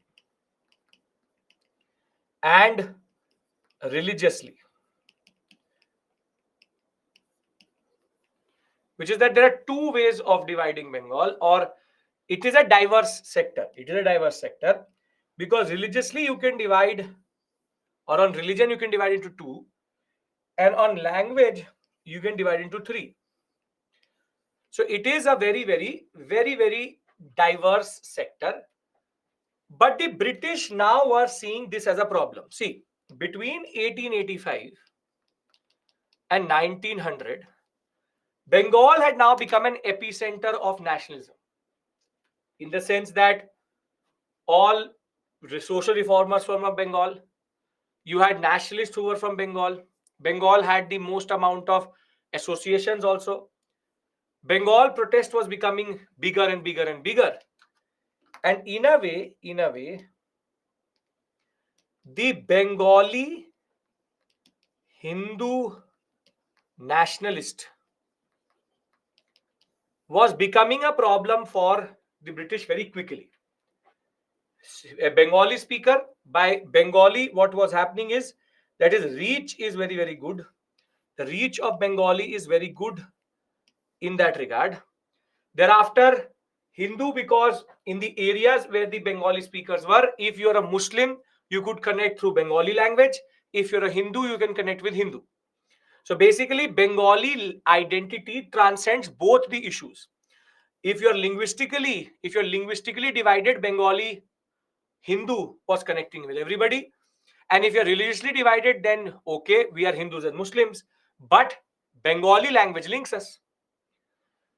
So somehow, culturally, the Bengali Hindu nationalist was the most ubiquitous and most common identity in this area. And he was now becoming a major opposition for the British. Major opposition for the British. And Curzon, who's the viceroy at this point of time, could recognize it and could understand it. That if we don't do something about the Bengali Hindu nationalists, it will in turn be a problem for us in the larger context. And that is why from 1899 itself, Curzon started certain policies. They are called the Curzon's reactionary politics, which is he was reacting to the rising nationalism. So the first point which comes into your mind would be, why Bengal? The question is, why Bengal? And the answer to that question was that Bengal was the epicenter of the nationalist movement at this juncture, and Bengali Hindu nationalist was now becoming a literal problem for the British. Literal problem for the British. Canning, not Cunning. Canning was the first Governor General and Viceroy and last Governor General of India, but he will not be immortal and he's not that good. So he was replaced by Curzon. So Curzon is now the Viceroy. That change has happened. Canning has been called back. That can also happen, Payal Reyes. People can be posted and brought back. Yes, I said that Canning was there, but yes, he has been replaced by the next Governor General of India and Viceroy, which is Curzon. Capital first to be conquered, so greater British influence, greater resistance. Yes, in a way, true. Which is that because it was the first to be under control, highest resistance is coming from here itself. So the question, why Bengal? Are we clear about this? What is the reason why Bengal is the epicenter? Then I discuss his reactionary politics. The three reactionary politics which he did. Can we do that? Yes? Okay. Now in 1899, Curzon started to play with Bengal. And the first thing which he did was called the Calcutta Corporation Act. Calcutta Corporation Act. And the Calcutta Corporation Act was very well designed for one thing, which is that it wanted to reduce the number of Indian members in the Calcutta Corporation, local corporation, because most of them were nationalists. Please explain it once. Bengal epicenter. Bengal is the epicenter of nationalists because Bengal education policy is the most impacted. Social reformers also came from here. Therefore, everything was Bengal centric. British sit in Bengal. Curzon does not like that. Bengali nationalist is abusing the British every day. Therefore, the epicenter of nationalism. Now, Calcutta Corporation Act is the first time that Curzon started to act on removing Indians from critical areas. And therein lies the Calcutta Corporation Act, which tried to reduce the members which were Indian because they were blocking a lot of things. Now, Curzon comes up with an idea that in 1903, The British now say that governing Calcutta and Bengal was becoming a problem. It was becoming a problem because of the size of the province. And therefore,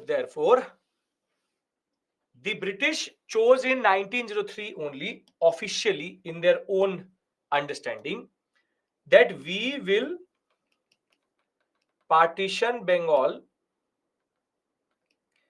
into two parts. Now, this idea that there is an administrative issue is just a eyewash. They're just giving an excuse which was useless, because Bombay presidency and Madras presidency were equally big or much bigger than Bengal presidency, and there was no way that Bengal was an administrative issue. It was not an administrative issue. It was not a hassle that was, because they wanted to break Calcutta, they wanted to break Bengal, so they needed an official line. Now, in 1904, three things will happen together. Three things will happen together. Curzon will introduce what is called the Official Secrets Act. This was to censor newspapers and stop nationalist propaganda. And then he introduces one bill which you've already done, Indian Universities Act. Can anybody tell me the Indian Universities Act is related to which education commission? Come on, tell me. We've already discussed this. Which education commission? Ray. The Ray Commission. Wohura. Ray Commission wanted to. What did Ray Commission recommend? Come on, tell me. What did Ray Commission recommend?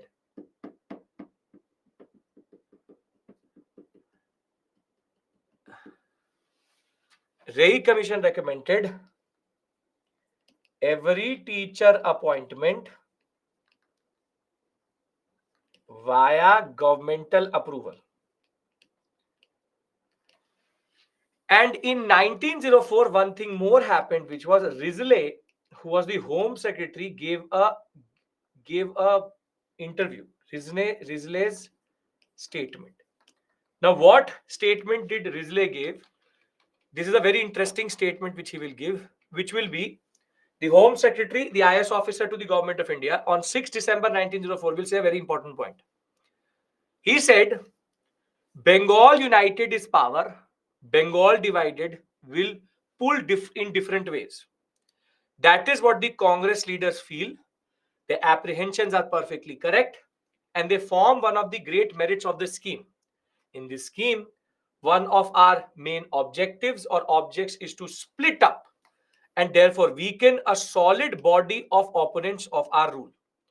So basically, as much as Curzon would say in 1903 that, oh, we want to do it because of administrative reasons, Home Secretary Risley, in a correspondence to the Secretary of State, very simply quoted and said what we were predicting, which is that we need to divide Bengal because Bengal united is too powerful.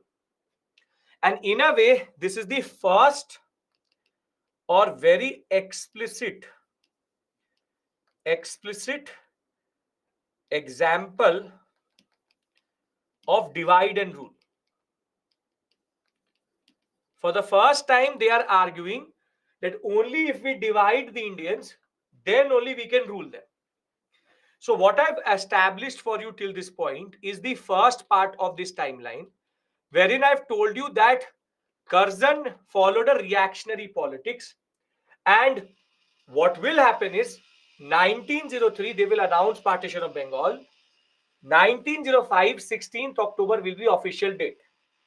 Now what I want to tell you is how will partition of Bengal affect Bengal, and then I want to discuss the response, the moderate Swadeshi and the real Swadeshi. Can I discuss this with you? Do you understand what is reactionary politics? Curzon has established at this point of time, he wants to make sure that The Bengal partition affects nationalism. I have established to you that why Bengal, and I've also established to you why was Curzon doing this, and the reactionary politics, which basically is already manifesting itself in certain forms. Now, what we have to understand is what is the way Bengal was going to get divided.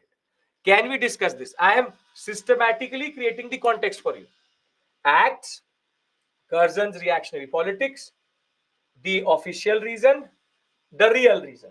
Now we have to discuss the real reason. Now, there can be a question, on the logic of partition, partition of Bengal. And official secret access censor the newspaper, this and that, don't allow nationalist propaganda to go anywhere. Nothing more, nothing less. It's all a gimmick. He's just trying to do it for the larger concept. The logic of the partition of Bengal. This can come as a mains question, and people tend to not understand the real reason. Real reason Bengal partition happened. How did the Bengal partition happen? What was the principle which was applied for Bengal partition? What was the, before telling you, what is the principle which was applied for Bengal partition? Divide and rule. But divide and rule around what lines? What is the lines around which they will divide Bengal? Administrative is just a gimmick. They will divide Bengal along what lines? They will divide it along religion lines. Religious line means what? Means what?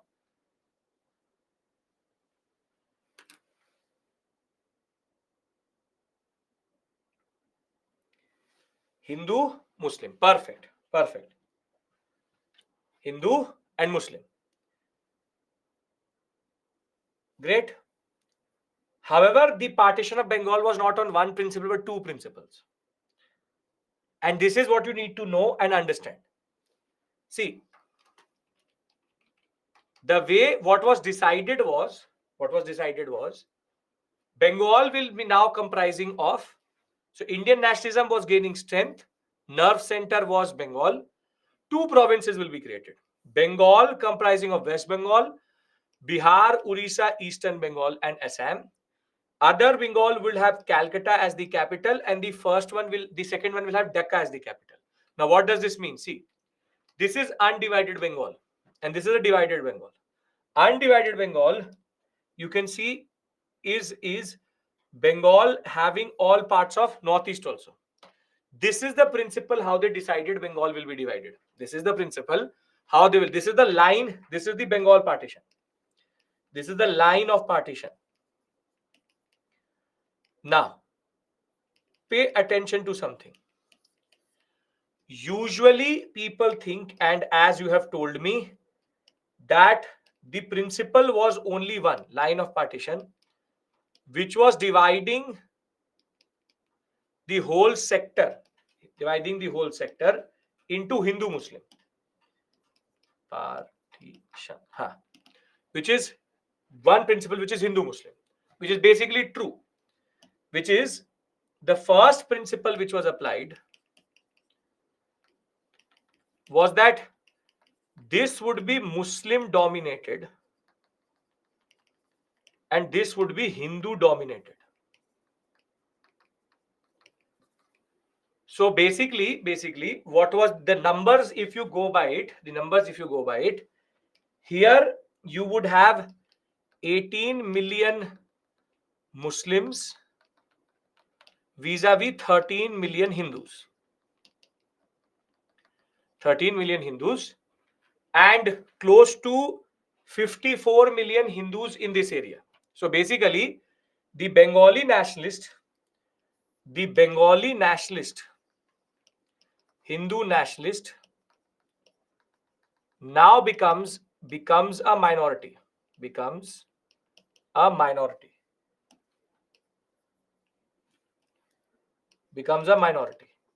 And basically, Curzon was the first one to teach the Muslims, or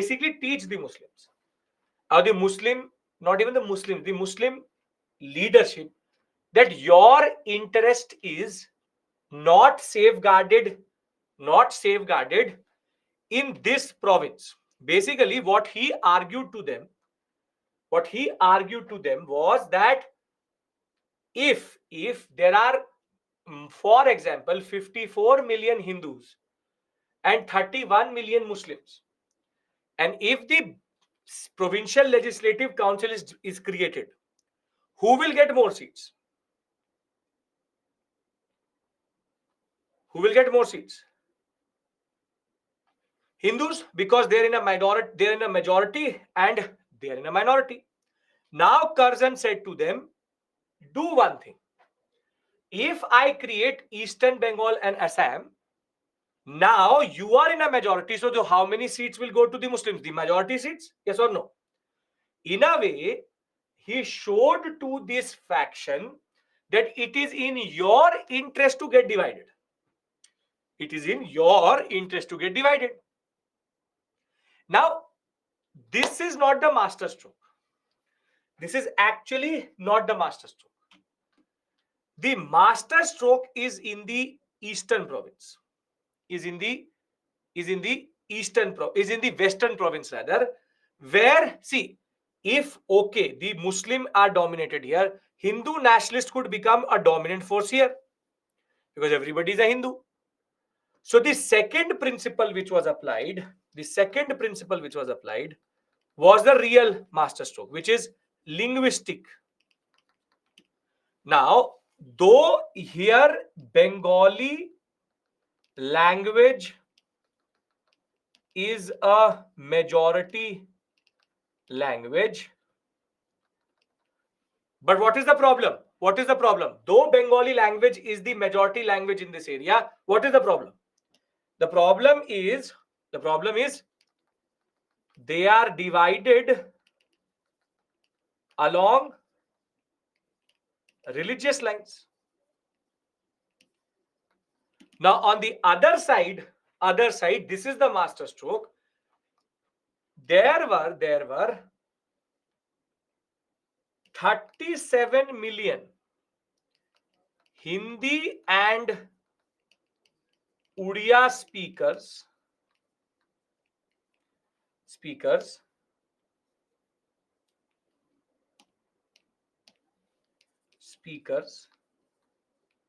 and only 17 million Bengali speakers. So here the master stroke is that whilst all are Hindu and here all are Muslim, while all the majority is Muslim, but Bengali language becomes a Hindu, Bengali nationalist becomes a minority on religious lines. Here the Bengali nationalist is a linguistic minority. So basically, the Bengali nationalist, Bengali Hindu nationalist is in a minority,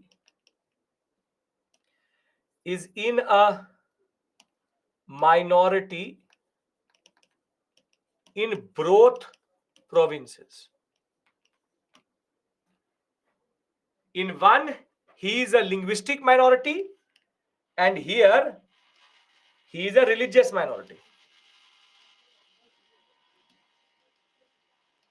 This is the master stroke of the way Curzon divided it. Now, if you understand this, I want a different graphical representation of this and consolidate the principle. Can I do that? I have a different way of representing this also, but I do it through the map so that you understand it. Is this making sense? The simple point is, first principle is make him a religious minority here. Make him a religious minority here. First principle. Second principle is making a linguistic minority in this area. Now I'll read it out to you and then I will give you. See, the intended consequence was reducing the Bengali as a minority in Bengal itself in the new province with 17 million Bengalis and 37 million Hindi and Odia speakers. On the other hand, on the western area, there would be a Hindu majority area, which is obviously correct, with 42 out of 54 million people being Hindu. But in the eastern half, he would become a minority because only 13 million were Hindus. Now, let me represent it in a different way and you will understand it. See, let's take it in this way. let's take it in this way. 1 second.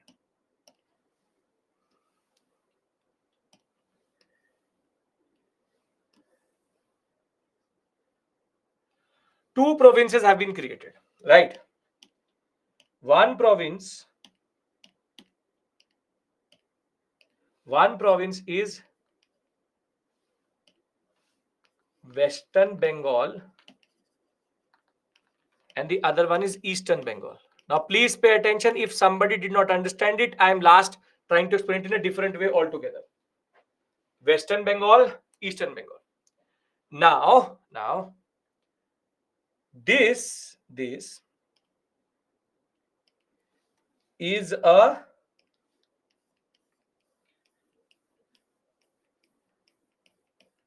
a Hindu majority province, and this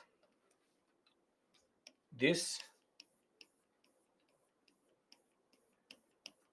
a Muslim majority province.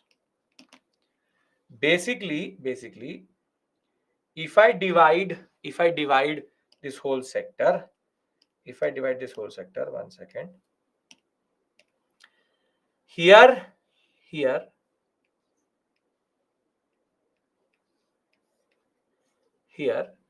we have 18 million, rather 1 second, we have 18 million Muslims and 13 million Hindus. Here we have 18 million Muslims and 13 million Hindus. However, all of them speak Bengali speaking. So now nobody is going to listen to the Bengali nationalist because of the religious issue. Because the fact of the matter is that he is in a minority visa being a religion. So nobody is listening to him that ways. Now, the real master stroke is not here. The real master stroke is in this whole province, which has 42 million.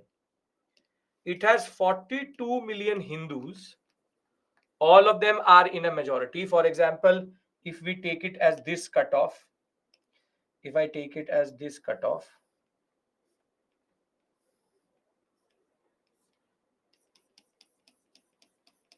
this is the Muslim population. So if I take out 54 में से from 54 minus 42, how much will come? 54 million minus 42. 54 minus 12 million, perfect. So you have 12 million Muslims and 42 million Hindus. So the Bengali nationalist should have been in a way a majority. But what the master stroke the British have done, the British have now created a province in which 37 million are Hindi and Udiya, and only what we call as 17 million are Bengali, and that would include the Muslim population also. So if you look at it, now here he is a religious minority and here he is a linguistic minority. Does it make sense? 5 million Bengali Hindus only? No, because Hindi and Udiya speakers are also Hindus. Don't try to do it the maths straight cut, because Muslims are also speaking Bengali. But if you look at it, Bengal has been divided. Please don't do the maths that ways, because I know you will mess it up. So don't do that. The simple point is one issue also not cleared. What issue? If Muslims speak Bengali, then how they are religious minority? Arey yaar, gajab hal kar. Language is different, religion is different. They all speak Bengali. If I go with it, arey, tell me one thing. If I go with it, and now you're making it a seaside question. How many total Bengali speakers were there in the non-divided Bengal? If Sir, why are there very low percentage of Bengali Muslims nationalists? Because of the community profile itself and how they are controlled by the reform movement was not very pronounced in that sense. Tell me, what is the total number of Bengali speakers in undivided Bengal? 48 million. Because all of them, 18 plus 13 plus 17. Yes, 18 plus 13 plus 17. However, here he is a minority on religion and here he is a minority on language. So 37 million Hindi and Odia speakers were there. 48 Bengali speakers were there. The way Curzon has divided it is very clear that he has very simply divided into two parts. One, see, this is not rocket science. You are trying to complicate it. The first principle which has been applied is that religion will be they all speak Bengali, but their interests are not aligned. Here, be it 18 million or be it the 13 million, all speak Bengali, but the problem is they will not get aligned in the numbers. Don't have to remember the numbers. Understand the concept. Is 5 million Hindu Bengali in western part? Again, you are not getting it. How are there only 5 million Bengali? How are there 5 million Bengali speakers? You are dividing this 12 million by 17 million, but you're not understanding some of the Muslims will also speak Hindi and Odia. Does a Bihari Muslim speak Bengali? I'm telling you, these are not absolute numbers. If you can't do the maths, don't do the maths. So what you are doing is you're dividing that 17 minus 12, 5 million equals to Bengali Hindus. But in the Hindi and Odia also, there will be certain people who will be Muslims. So I'm telling you, it's not a clear-cut division. But the point is, principle is more important. Western is linguistic. Eastern is religious. This is why this partition was so interesting. Because he could have divided in such a way that Bengali could remain majority someplace. But it doesn't. He's a minority religiously in one side, linguistically in the other. So try not to do the maths because it is not making sense how you're doing the maths. But I'm telling you, total number of Bengalis were more than the Hindi Odia. But the way they divided it was that Bihar and Orissa is now the majority area of Bengal. On the other hand, this area is Bengali speaking, but they're divided on Hindu lines and Muslim lines. So if a Bengali nationalist will scream here, nobody will hear because he is a Hindu. And if a Bengali nationalist will scream here, nobody will understand him because Bihar and Orissa does not understand Bengali. So as I told you, the problem for the British was what? A Hindu nationalist. This is the problem. Bengali Hindu nationalist. Is this divide and rule? In a way it is. Are we clear about the principle? Because you will not understand it. It's written here straightforward. On language basis, on religion basis. This is a literal masterstroke. Because it divides Bengalis or makes the Bengali community linguistically and religiously minority in both areas. Are we clear? Because now I want to go to Swadeshi. If somebody asks you that what is the logic of the division of Bengal partition, will you be able to explain it to someone else other than yourself? One part linguistic, other part religious. Don't need to remember the numbers. Just remember Muslim majority area in Eastern Bengal, Hindu majority area in Western Bengal. However, Western Bengal is further divided into linguistic dynamics wherein 30, you say that Hindi Odia speakers outnumbered the Bengali speakers. Sir, why can't the people migrate? So today, if I tell you that leave all your stuff, all your house, car, everything what you do, and go to a different province, you're talking like a Britisher. हमने तो Radcliffe line बना दिया. Now Hindus and Muslims can move around. Let the Punjabis go to India, let the Muslims go to Pakistan. Do you understand the implication of migration? If I ask you to today get up and leave everything you have, and if you don't, you will be killed. Do you understand the importance of that moment? Now I want to go into the response. If you understand the logic, I please want to go to the response. Most Bengali Hindu nationalists are zamindars. I did not say that. I did not say that. I did not say it anywhere else. Nowhere till this point I've told you that there's no dynamics that ways.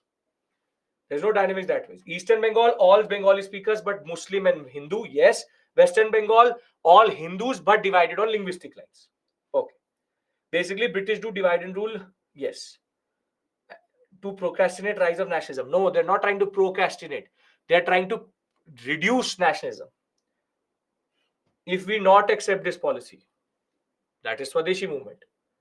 Curzon wanted to Bengal minority in both. Yes. Bengali nationalist Hindu should be minority in both areas. Because it is the unity of the people which is the problem for him. He's dividing us in such a way that Bengali speaker is one place a minority according to religion, so nobody is going to listen to him. Other place a minority because nobody understands him. All are Hindus, but they're not aligned with their interest. If a pamphlet will be pushed in Calcutta, it will not make towards Bihar because Bihar, Orissa, they will not understand it. Is this clear? Everybody clear? Because then I talk about Swadeshi. I want everybody's yes. Eastern Bengal based on religion means why Hindus present in eastern part. Because unfortunately, Hindus and Muslims did not know that Curzon will come 500 years later and divide us on these lines. So unfortunately, people stay where they get to stay. So you may be not in your hometown, but nobody is asking you why are you there. That is the basic point. Okay. Now, everybody is clear. Still not half of you are saying yes. If you're sitting there scratching your head, either tell me or tell me to move on. Okay. Now the response.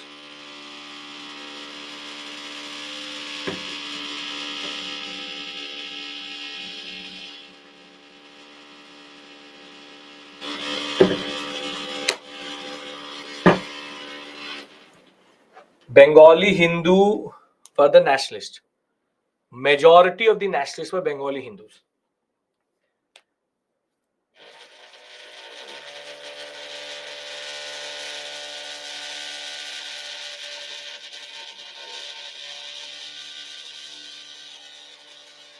I know some sound is coming. That is why I'm not saying anything. Why are you telling me that you can hear a sound? It is coming from downstairs. I know that there's a sound. That is why I'm not saying anything. And there is no lot of disturbance. He will do it 2-3 times and then he will stop. Somebody is doing it downstairs, not in this room. So, theek hai. There's a lot of disturbance around you also. This is not the only problem. The drill machine.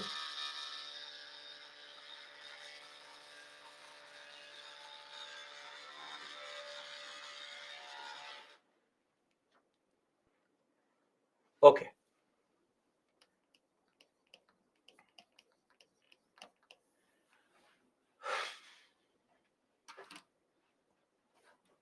Less number of Muslim nationalists because less number of Muslim nationalists because, as I told you, socialist reform movement and Muslim nationalism is a little bit dampened.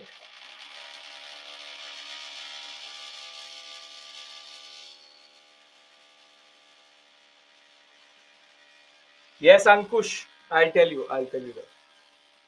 I can't help it. I have to wait only. Okay. Now, 1903, 1905, because 1903 itself, the people of Bengal knew. Now I'm entering Swadeshi. I'm saying, why didn't people oppose? I'm telling you that. Now, see, In 1903, people get to know that Bengal will be divided. Why Muslim not involved in nationalists? As I told you, the Muslim conspiracy theory of 1857 kept the British away from them, and they were a much closely knit community, closed themselves on British action. And there are nationalists, but that is Sir Syed Ahmad Khan, who wants to show loyalty to the British and not rather fight against the British. The Muslim nationalists will rise with the rise of Khilafat, which I will tell you. Don't worry. The nationalism of Muslims will change. Right now, their understanding is that the Curzon very simply brought them to the table and taught them that it is in your interest that I am dividing Bengal. So even when there's a Muslim nationalist, he would say that, okay, it's a better plan. Now, let me tell you if people opposed it or not. Now, in 1903, the Bengal people get to know about the partition of Bengal. And obviously, everybody could see through this administrative argument. It was about dividing Bengal in such a line that Bengalis would get destroyed in both areas and Bengali nationalism and unity would go away. And therefore, between 1903 to 1905, we call it the moderate phase of Swadeshi, in the sense that they all send petitions, they send protest letters. There will be 2 3 organizations which will be formed. There are 2 3 personalities who will basically act to say to the British that this is wrong, this should not be done, it is the wrong move, you are not allowed to do it. How you are saying that, how can you do it, how can you do it, how can you do it? But the British were very clear that they were going to go ahead with it. And that is why after 1905, the people give up on their moderate activities and move towards a new set of principles, which is called the Swadeshi movement. So let's see what happened between 1903 and 1905. 1903, the government says that they will partition Bengal. Now, 3 people will become a very important leadership. This is the initial leadership. You can call them basically, for example, as early moderate nationalists at this point of time. Surendranath Banerjee, K.K. Mitra, and P.C. Ray will become the first line of leadership who will send petitions, meetings, memoranda, propaganda, and then 3 newspapers will be developed: the Hitabadi, the Samjeevani, and the Bengali. 3 newspapers will be developed which will be talking about partition of Bengal. There will be as big as protests as 500 people coming together. They'll be sending petitions everywhere. Even the Eastern Bengal sector and the Western Bengal sector, both were saying this is a wrong move. Curzon will start to pacify, but this will not do anything. This will not do anything because by 1904, 70,000 people, January of 1904, January of 1905, March of 1904, 70,000 people had signed on a petition that government of India should stop. They send this to the Secretary of State also, they send it to the British Parliament also. And you can see that the moderate nationalism is not going. 1903 to 1905 January, moderate nationalism is still there. So you can't say that without moderate politics you can have extremism. But what will happen is that by January of 1905, one thing was very clear, that the British were not going to listen to us. Are we clear why I call it moderate phase of Swadeshi movement? Because they're doing what the moderates would do. Prayer, petition, petitioning, meeting, this, that, stop, please stop, does not happen. Now, after getting frustrated by this type of politics, the people will say that this is not going to work. On 7th August 1905, when they will now see that nothing is working, they will meet on 7th August 1905 and take a proclamation. Ironically, in 2023 paper, a question came that why is 7th August 1905 called the Swadeshi Day in India or the Handloom Day in India? It is called this Handloom Day in India because it is on the same day, on 7th August 1905, that the Swadeshi movement proclamation was taken. And the concept is going to be, we abandoned petitions. We said no petition, nothing. We will not fight. We will now fight for non-partition.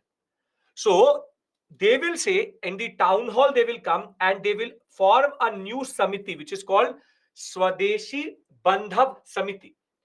This will say that, okay, okay, economic nationalists, what did they tell us? What is the purpose of the British in India?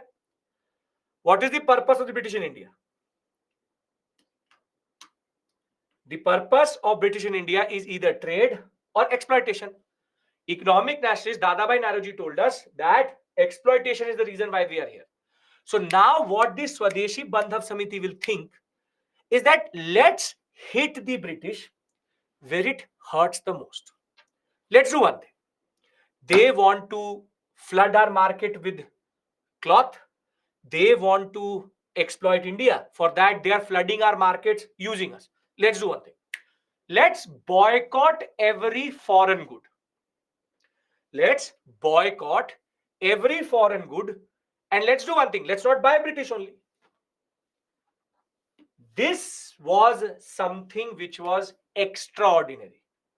They will take the famous boycott resolution, and even the moderates will say, yes, it's a good thing. We will not buy Manchester cloth and Liverpool salt. As soon as this will happen, the British will become very scared, and on 1st September, they will say partition of Bengal will happen on 16th October 1905. So now the people have made clear that they are not going to back down. Now, on 16th October 1905, our whole concept changed. Till 16th October 1905, we were petitioning. Prayer, petition, prayer, petition. We will prayer and we'll do petition. Now we will not do prayer and petition. We will hit the British where it matters. And now will come 16th October 1905, and it will be a day of mourning. Whole of Bengal will stop everything, and now they will say, we will fast. It is a day. Somebody has died. When somebody dies, you do not burn the chulaha or the gas burner. They said, we will not cook, we will not do anything, we will fast. And in Calcutta, lawyers will resign, saying that we don't want to be part of the British jurisprudence, we will give up everything. But the most biggest thing was, lakhs of people came on the street. Imagine, lakhs of people for the first time in Bengal, not a constitutional protest, an extra constitutional protest. Lakhs of people were now singing one of the songs which were developed at the period, which is Bande Mataram. And Bande Mataram will be sung by the people in the streets, and they will go and take a bath in the Ganga, in the Hooghly, saying that we cleanse ourselves of British rule. Imagine the level of energy and commitment is needed, which is true to now Indian nationalism. People walking barefoot, going to the Ganga, singing Bande Mataram, the theme song of this movement. And now people will go and picket in front of liquor shops where the British were selling the foreign liquor. And now, for the first time, Rabindranath Tagore will say, do one thing. Let the partition be undercut with the Raksha Bandhan ceremony. The concept of Raksha Bandhan was made extremely popular by this Swadeshi movement, wherein Ganga Hooghly is the same thing. Hooghly is the last name which is given to Ganga. Very simply, they will tie Rakhis, saying that the north, the east and the west is not different. The concept of brotherhood. But what makes the Swadeshi movement are the new forms of struggle as embodied by extremism. As embodied by extremism. I'll read that part out to you later. I want to discuss the methodologies which were developed, which was separate from what we had seen till this point. The Swadeshi movement is a break point in Indian nationalism, because before this, You have the concept of moderate politics, constitutional protest, PPP. But Swadeshi changed everything. Swadeshi brought in people on the streets singing together a song which represented, I told you, three things I told you about nationalism: unity along shared past and future, symbols, and collective action. Are these three things getting satisfied here? The shared history and the shared future of Bengal is at stake. The symbol is Bande Mataram, the Bharat Mata, the fact that Bengal needs to be together, and collective action is on the people on the road. Now, Swadeshi is called Swadeshi because the core ideology was very simple. Let us do three things: boycott foreign goods, let us also boycott institutions. So, very simply, you see, one second, boycott of foreign goods and institutions. Now, this means that cloth, liquor, uh, salt, etc., and institutions would mean government schools, colleges, courts, and this too has two impacts.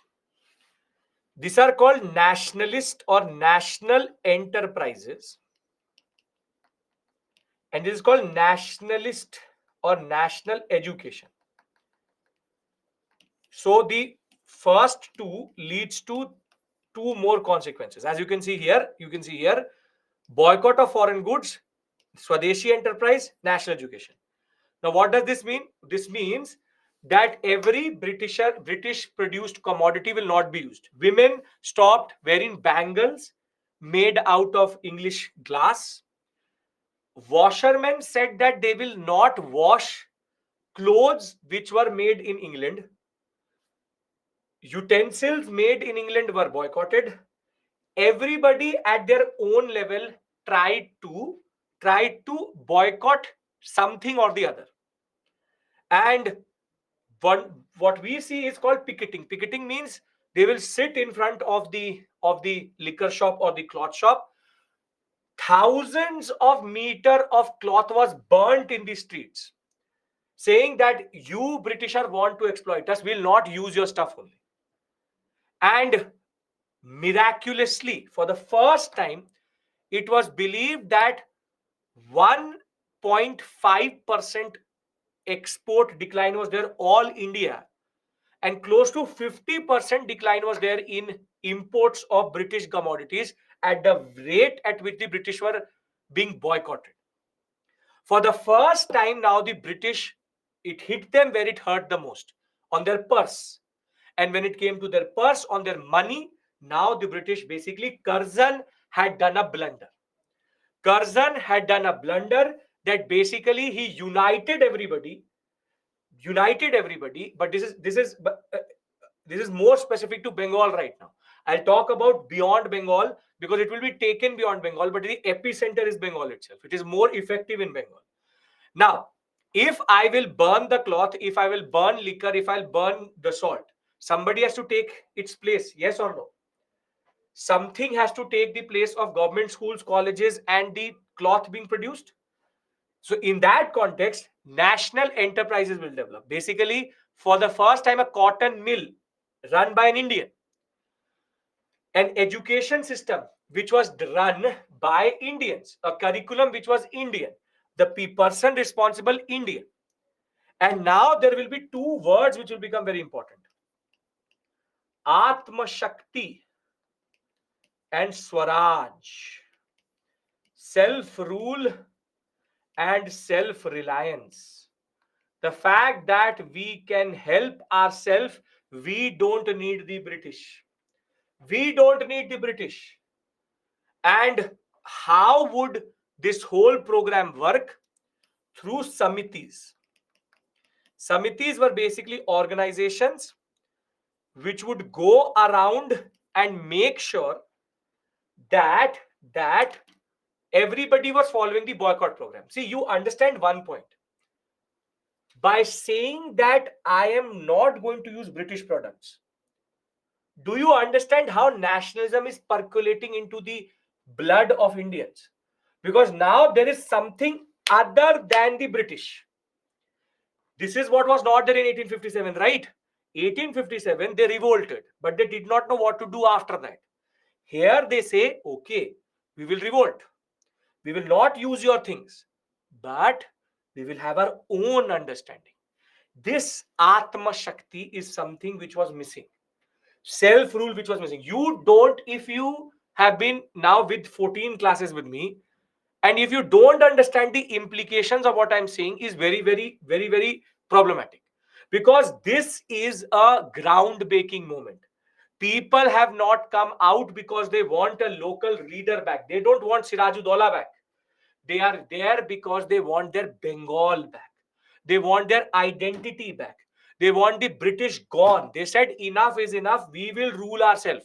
It is not a joke that lakhs of people will sing one song. The people who will later be divided are right now together. We all can't do something together. Imagine 70,000 to 1.5 lakh people meeting and deciding on something together. Think of the fear which Curzon could be seen in, or the in his eyes, the fear which Curzon would have developed. In front of his eyes, he had divided Bengal to think that Bengal will get divided. Bengal got united rather. And now, for the first time, the prayer, petition, and protest was gone. The new level of development was something totally new. It was a self sustaining movement which was never seen before. So, you see, people tied Rakhi, teachers, students boycotted English schools, students in large numbers had propagate and practiced Swadeshi, picketing in front of foreign goods shop. Anand Mohan Bose and Surendranath Banerjee addressed crowds of 50 to 75,000, largest mass gathering till this point. Within few hours, a sum of 50,000 rupees was raised so that people could alternatively use other things. 50,000 rupees at this point of time people gave so that Swadeshi program could work. Further, you have this spreading across India also. In a limited sense, Tilak will take it to Pune and Bombay. Lal Lajpat Rai and Ajit Singh, the uncle of Bhagat Singh, will take it to Punjab. Sayyid Haider Raza will take it to Delhi. Chidambaram Pillai to Madras. From Rawalpindi to Kangra to Jammu to Multan to Haridwar. Everywhere on their own level, everybody was doing Swadeshi, more epicenter based in Bengal. I'll tell you what the INC was doing. That is an important question. The program was very simple. The British cloth import fell by 5 to 15 times between September of 1904 to 1905. The British India Steam Navigation Company monopoly was developed by Chidambaram, starting his own India-based shipping company called the Swadeshi Shipping Company. So basically, the only navigation company which was there at this point of time in Bengal was the British India Steam Navigation Company. It had a monopoly. Now, an Indian will develop his own enterprise called the Swadeshi Shipping Company in October of 1906. Thereafter, now you understand one point. There are a lot of stuff written. I'll consolidate. I'm just telling you the story. Please understand the purpose of this discussion. I'm telling you this just to tell you what is the reach. What you will write in the examination is not all of this, because this is more than 250 or 150 words. So I hope that you're not going to ask me this question. What do I do with this information? I'll tell you that. I'm just telling you that what was the program and how did it manifest itself. I will give you one slide on which I'll write the basic points which should be written in the examination. Are we right? Are we clear about this? Because we are now entering a zone in which there's ideology, story, ideology. So I'm telling you the story of Swadeshi. What happened? Are we clear about this? Yes, okay. Now, as I told you, now you can see the classes, the space has changed because we are not talking about facts. We're talking about something else. Now, new techniques, which is, for example, boycott of foreign goods, boycott of school, college, government service, organizing strikes, burning of foreign cloth, picketing. Bengal as well as other important cities saw this. Women refused to wear foreign bangles, use foreign utensils. Washermen refused to use foreign cloth. Priests did not give prasadam to God if it had foreign sugar. Meaning that if you're taking a mithai or a sweet which has foreign sugar in it, he will not give it to God. You see how at micro level the nationalistic consciousness has gone into the people's mind. Thereafter, samitis will go around mobilizing people. And if you remember the Swadesh Bandhav Samiti under Ashwini Kumar Datta, a school teacher will become the most powerful and the most ubiquitous body. They will go around in rural Calcutta, in rural Bengal, talking about Swadeshi to everyone. At the same point of time, we will have for the first time, national education develop. National education, wherein Tagore's Shanti Niketan will be developed, Bengal National College will be developed with Aurobindo Ghosh as the principal. And on 15th August 1906, the National Council for Education will be developed, under which literary, scientific, and technical education, all of these things will be taught by Indian run institutions. So the National Council for Education is something which is unprecedented. We are developing our own education. This is our education. This is not the utilitarian education. Further, education will become now in medium of vernacular. Bengal Institute of Technology will be developed, from where Japan students will be sent to Japan. Scores of national schools and national colleges will develop across India, specifically in Bengal. So you see, wherever they boycotted, they had alternatives. We have the Swadeshi, the indigenous enterprises also. I talked to you about the steam company. You also have PC Ray's Bengal Chemicals Factory. Till today, it is one of the biggest chemical factories in Bengal, developed during the Swadeshi movement itself. And in cultural expression, we will have people singing Bande Mataram and going into the Ganga. We will have Amar Sonar Bangla, which is now the national anthem of Bangladesh, being developed or being sung by the people as written by Rabindranath Tagore.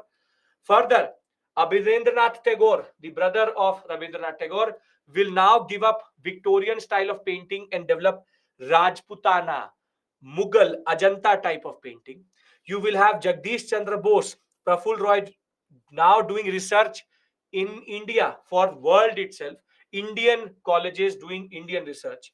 Nanlal Bose will basically receive the first such scholarship from the Indian Society of Oriental Art to now go and study abroad as an Indian, given scholarship by an Indian institution. Now, when we talk about the people who are involved, for the first time, students, women, and rural and urban population all participated. Before this, it used to be an elite gathering. Now it is women, students, lower middle class, even zamindars, all coming together. However, Muslims stayed away from this movement a little bit in the eastern side, because Curzon had successfully told them that it is in your interest to do it. So Hindu Muslim unity will fade away a little bit. And this is where Curzon will take away this point out of this movement. Curzon hated the way Swadeshi movement started. However, hitherto means therefore. However, the British realized one thing, that this kitchen king masala called Hindu Muslim can be used very well to destroy Indian nationalism. So it is at Swadeshi itself that the British realize we need to divide rather than unite. And it is not a coincidence that in 1906 Muslim League will be formed, and 1909, just 4 years after Swadeshi, separate electorates will come. So you see, the British takeaway out of this movement was divide them so that they cannot come together. So now I'm building up communalistic consciousness for you also. Now communalism will become something as an engineered concept which the British will develop because Swadeshi scared them. Swadeshi gave chills in the backbone of the Britisher, because he had not seen something like this till this point. So therefore, he had to do something about it. Now, can I now consolidate Swadeshi points which you write in the examination, and then we move to Surat split, or what the INC was doing at this point of time. Yes, I hope that you enjoyed this, because this tells you what our nationalism meant to us. This tells you what nationalism truly is. This tells you that how much it cost us to get independence. This is the first moment where you can't say that our leaders were myopic. This is the first time. I encourage you to imagine in this moment, standing in Bengal on the ghats of the Hooghly with 1.5 lakh people singing, for example, Bande Matram or Amar Sonar Bangla. Imagine the scenes which would have been there. For this is unprecedented. This is where Indians started to develop the sense of India, that we are something different than what we see vis-a-vis the British. We are one, and the British in this moment also found a key of dividing us also. So, in the examination, if they ask you the characteristics of the Swadeshi movement, you will write the following. Can I discuss this? Yes, because this is how we are going to operate. By tomorrow, we'll be talking about another set of issues. This is now we are going to operate movement by movement, how things are going to change. And I hope that now you understand the relevance of the timeline which I gave you. If you remember, I gave you this timeline. I'm slowly but surely covering this movement, and then I will go into the INC.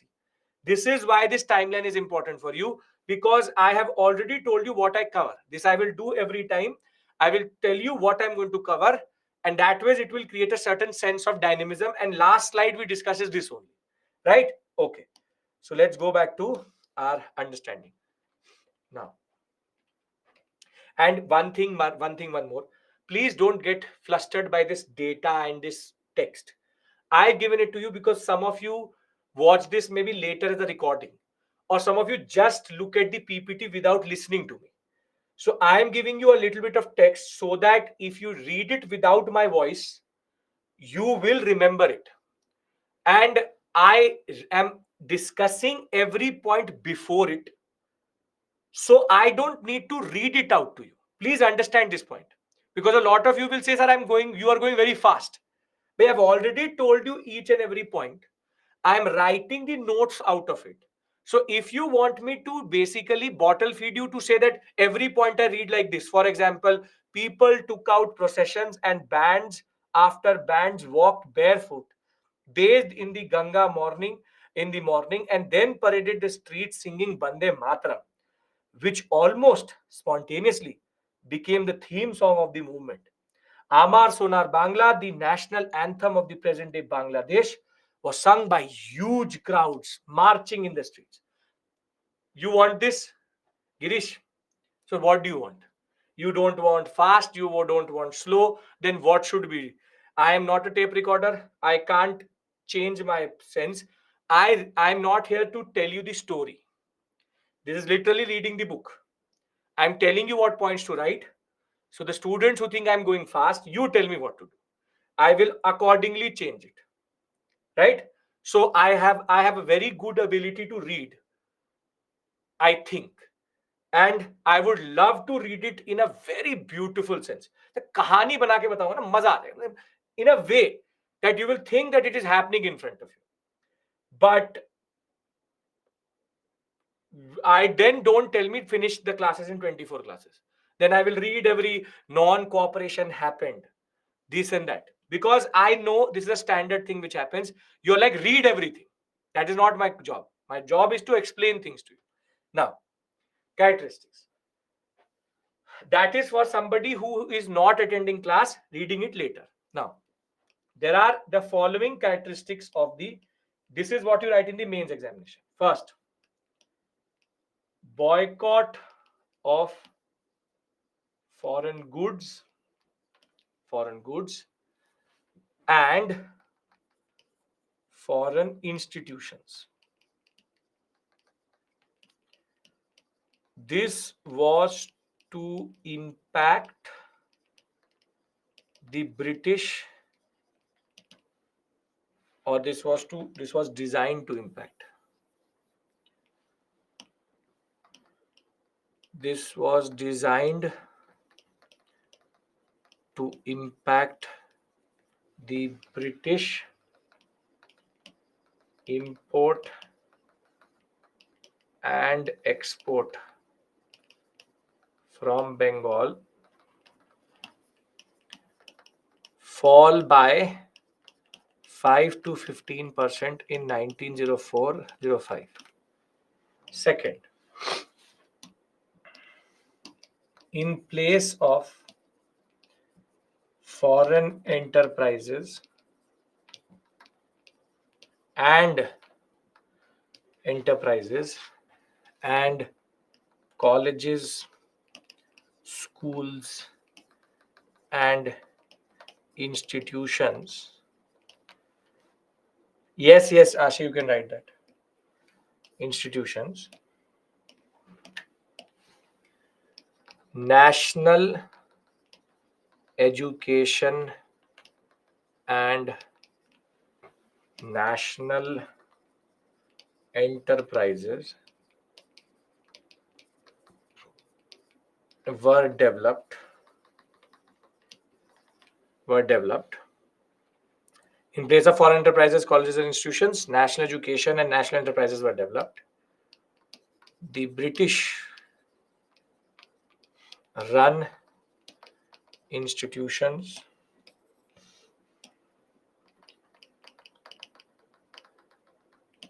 were boycotted by students, teachers, lawyers, etc.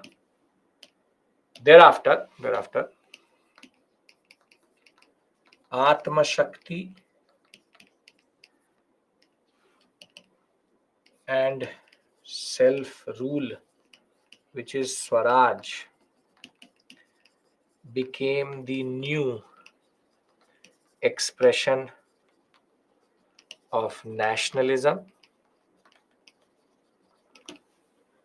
Fourth, Samitis played an important role in spreading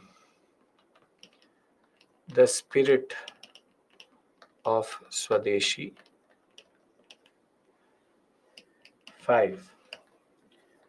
Cultural and grassroots level expressions of Swadeshi became common.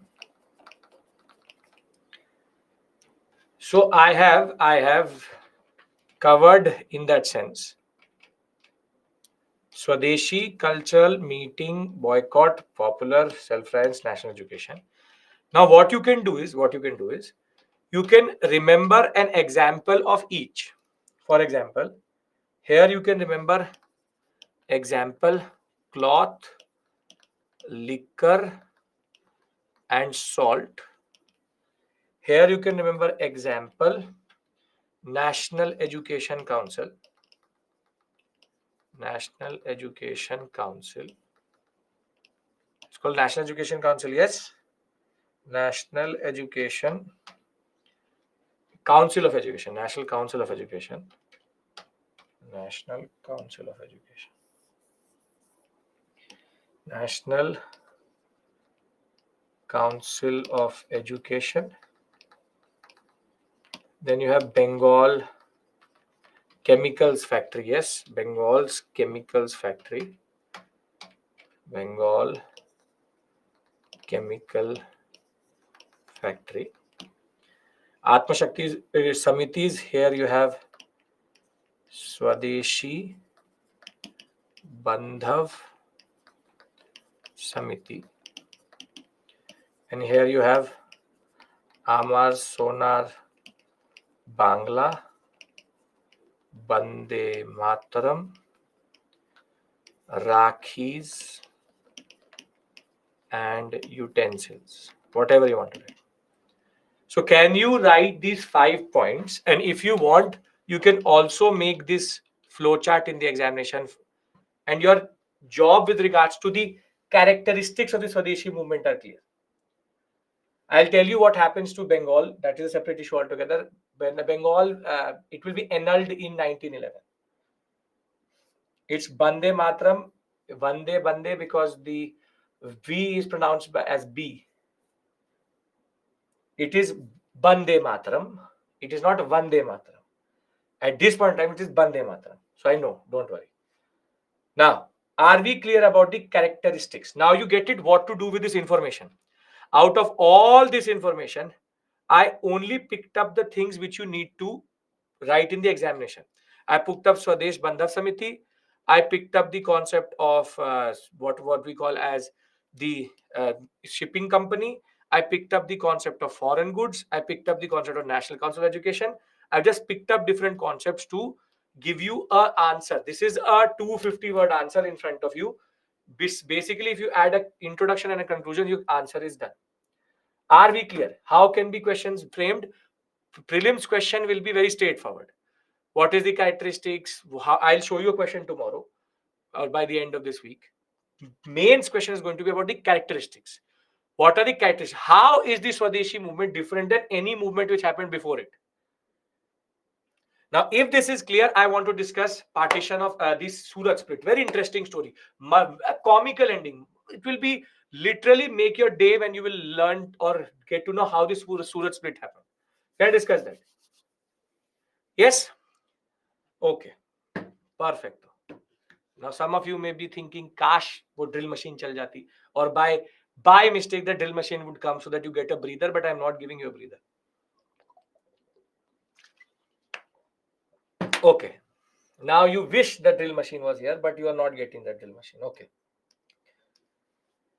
Now, let's talk about the Surat split. Now, they're very interesting. What is the Congress doing? Chetri, very good timing. Let's discuss that. When Chetri has asked this question, I was going to give you a break. Okay. Now, pay attention. By the INC is still there in the background. INC is still there in the background. Now, very interesting things will happen. See, within the INC, now there are two factions which are developing. One is the moderate faction, Surendranath Banerjee, Firosha Mehta. You have AOUM. You have, for example, AOUM, so it's not as William Wedderburn. You have this whole faction, MG Ranade, sitting there, very towering figures. Firosha Mehta is a very towering figure. Surendranath Banerjee, very, very important part, a very important person. That was Anand Mohan Bose, very, very important. These are very important people. Now, in 1905, the INC will meet at Banaras. It's called the Banaras session. And the president of this session was the political guru of no one else but of Mohandas Charamchand Gandhi, which is Gopal Krishna Gokhale. He is a very important personality. Gopal Krishna Gokhale will be the one who will tell Gandhi not to join any party and travel India to understand it. Gandhi used to say that Gopal Krishna Gokhale was my political guru. So Gopal Krishna Gokhale is the Benares session president, and the question comes to him with regards to Swadeshi.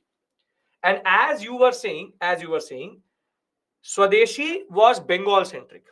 So Swadeshi program was in front of the INC, and now Gopal Krishna Gokhale says that we adopt it for Bengal.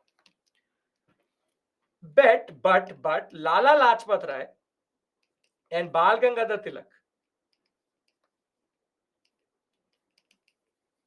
Lala Lajpat Rai and Bal Gangadhar Tilak They say that take the Swadeshi program beyond Bengal.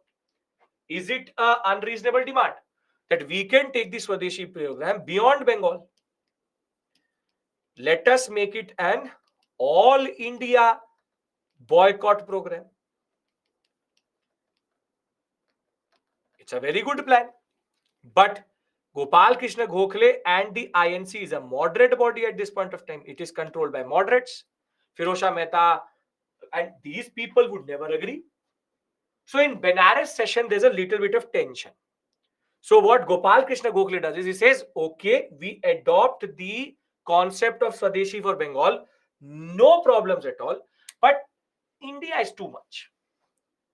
So the extremists now believe that until unless they don't get the president's position, they will not be able to spread Swadeshi or not be able to control the INC. So there's a little bit of tension. Little bit of tension in 1905 itself. Gopal Krishna Gokhale resolves it by saying, Bengal, yes, all India, no. Too much you are asking from us. We still believe in please, please, please, prayer petition. Too much you are asking from us. Okay, it's okay. So the session goes forward. The Swadeshi program will be adopted for Bengal. Now comes the fateful year of 1906. Pressures are rising, and Tilak and all were now thinking that we should become the president. This is happening in nowhere else but Calcutta. It's called the Calcutta session. Now, when it came to the president, things were becoming steamy. So the master stroke by the moderates was, let's make Dada Bhai Naroji as the president. Now, nobody can say that Dada Bhai Naroji, you are not worthy of becoming the president. Step down, this and that. Nobody will say it. Neither will Tilak say it. Neither will Gopal Krishna Gokhale say it. For example, not Lal Balpal will not say that. Naroji is a very important personality. Nobody says nothing. But again, the same demand, let the Swadeshi program go forward beyond Bengal. Now, Naroji could see that these extremists are becoming a little bit. These are INC sessions. Yes, they meet every year in December for 3 days in different parts of India. So they met at Benares. Now they're meeting at Calcutta. Now at Calcutta, they are contemplating. But Naroji could see that the extremists are becoming fidgety. They are becoming a little bit restless. So, in a very dramatic move, in order to resolve the issue, Dadabhai Naroji says that INC's ultimate purpose is Swaraj. Now, this is like asking the moderates to go and shoot a DN. That you're asking a moderate is saying ultimate goal is Swaraj, but there's an asterisk mark here. The asterisk mark is Dadabhai Naroji said Swaraj within the empire. Swaraj within the empire. Within the empire means that we'll remain under British rule. We'll have our own government. Now comes the moderate stick. Obviously, Dadabhai Naroji is a moderate. So he says within the empire. But everybody said at least. But sir, this Swaraj is created by Gandhiji. No. Swaraj as a word is not created by Gandhiji. Gandhiji has nothing to do with that. He's not in India also as of right now. He's in South Africa. Swaraj as a word came out as a concept with, if you remember, Vivekanand. Dayanand Saraswati used it. Swaraj is the concept which is basically a very Swadeshi thing. I heard Srimat Ramchandra was the guru of Prem. Good hearing. But the political guru is Gopal Krishna Gokhale. Now, you have heard in what guru you are talking about, spiritual guru, this guru, that guru. I'm talking about political guru. No issues. You tell me the source, we'll figure it out. Dadabhai Naroji has done something which nobody ever thought. Which is that he has said the word Swaraj. It is very big thing. So everybody like fell off their chairs and they said ki ye kya bolte? What did Dadabhai Naroji said? He said Swaraj.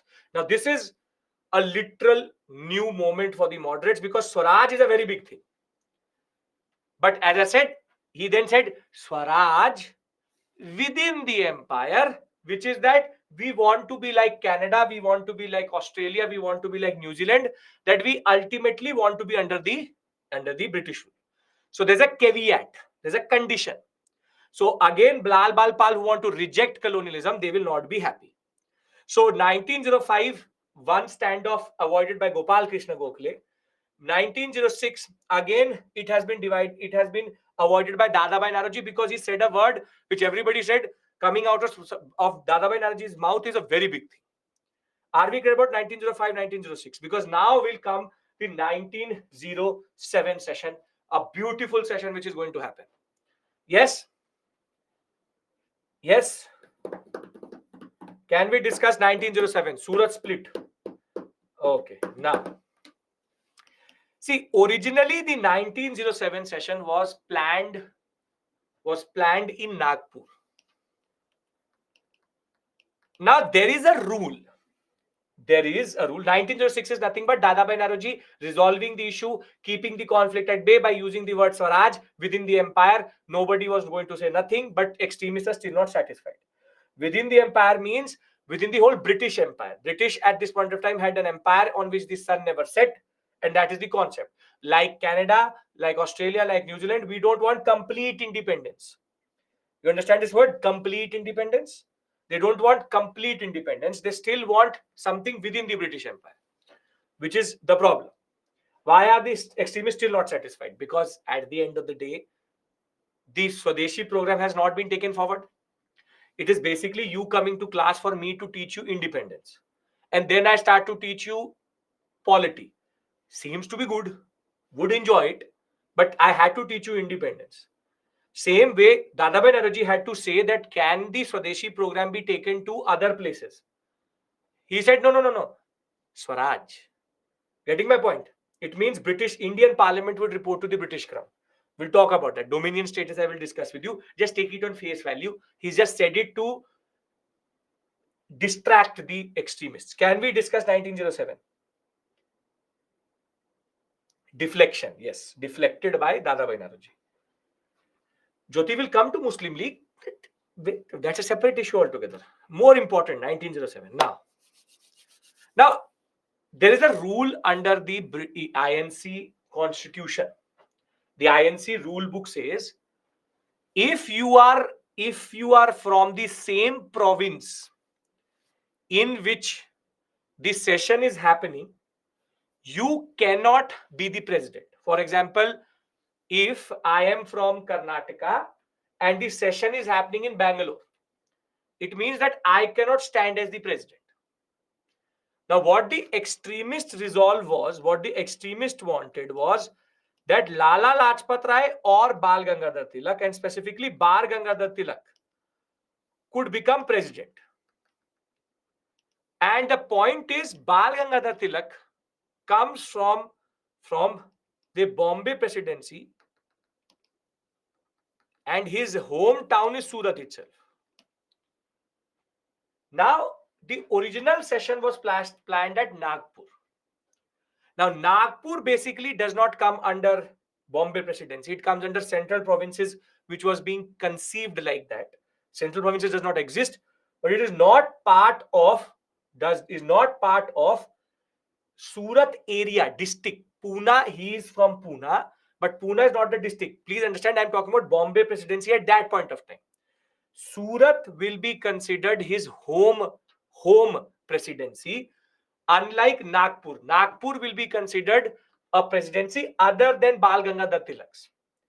Originally in 1906, it was decided that Nagpur will be the next session.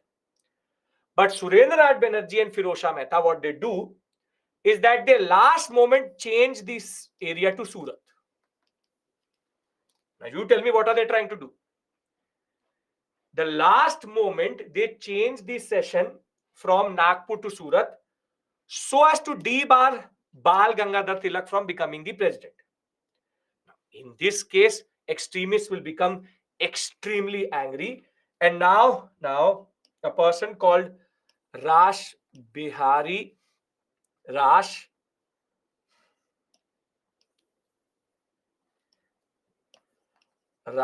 Bihari Ghosh, not Bose. Remember, that's a separate person altogether. Ras Bihari Ghosh will become the president. Now, everybody came to this session prepared. Tilak supporters, Lal Bal Gangadhar Tilak supporter, the extremists came with literal preparing that today, so we will do something. Today, we will do something. And at the Surat session, hall is filled with moderates and extremists. On one side, you have the moderates, on one side, you have the extremists, and you have the main dais. And on the dais, you have esteemed guests, for example, Surendranath Banerjee, Firosha Mehta, Raj Bihari Ghosh, and you have Gopal Krishna Gokhale. On one side, you have Bal Gangadhar Tilak, you have Lala Lajpat Rai, you have Bipin Chandrapal. Why they changed from Nagpur to Surat? Because if Nagpur, Tilak can stand for president, Surat, he can't stand. Under the rules and regulations of the INC, you can't stand in your own home presidency. That is why they changed it to Surat. Now the whole hall is filled up with close to 1,500 people, and now a shouting man starts. Extremists are accusing the moderates like a dramatic movie scene. Extremists are now saying to the moderates, "You are scared of us." That is why you did not allow. You did not allow. This is now a new the Indian Parliament how it operates, how the opposition operates in the Indian Parliament. They said you knew that Tilak would become. We would have passed the resolution. They said you are scared of us. You are scared of us. You are scared of us. Now everybody is fighting. Everybody is fighting. The room is in tension. And now a very dramatic thing will happen. Randomly from the crowd, drum roll please, a shoe will be hurled towards Firosha Mehta. And that shoe will come and hit Firosha Mehta and then to Gopal Krishna Gokhale. And Surendranath Mehta will say, or Firosha Mehta will say, what is happening? And now the whole room will burst into commotion and they will start to fight. They will start to fight. Literal fighting will happen within the Surat hall between the moderates and the extremists. One shoe. Nobody knows what it said. Was it thrown by whom? Nobody knows. Was it an extremist? Or was it a moderate? Or was it who? Nobody knows who was it. They were talking, random shouting. Somebody throws the shoe, hits Firosha Mehta, and then Gopal Krishna Gokhale. Now they say enough is enough. Literal fighting. The British police had to enter, remove people from the hall, and in Surat, the moderates will pass a resolution wherein the extremists will be expelled out of the INC, and no extremist can be the member of the INC from 1907 forward. And this is called the Surat split.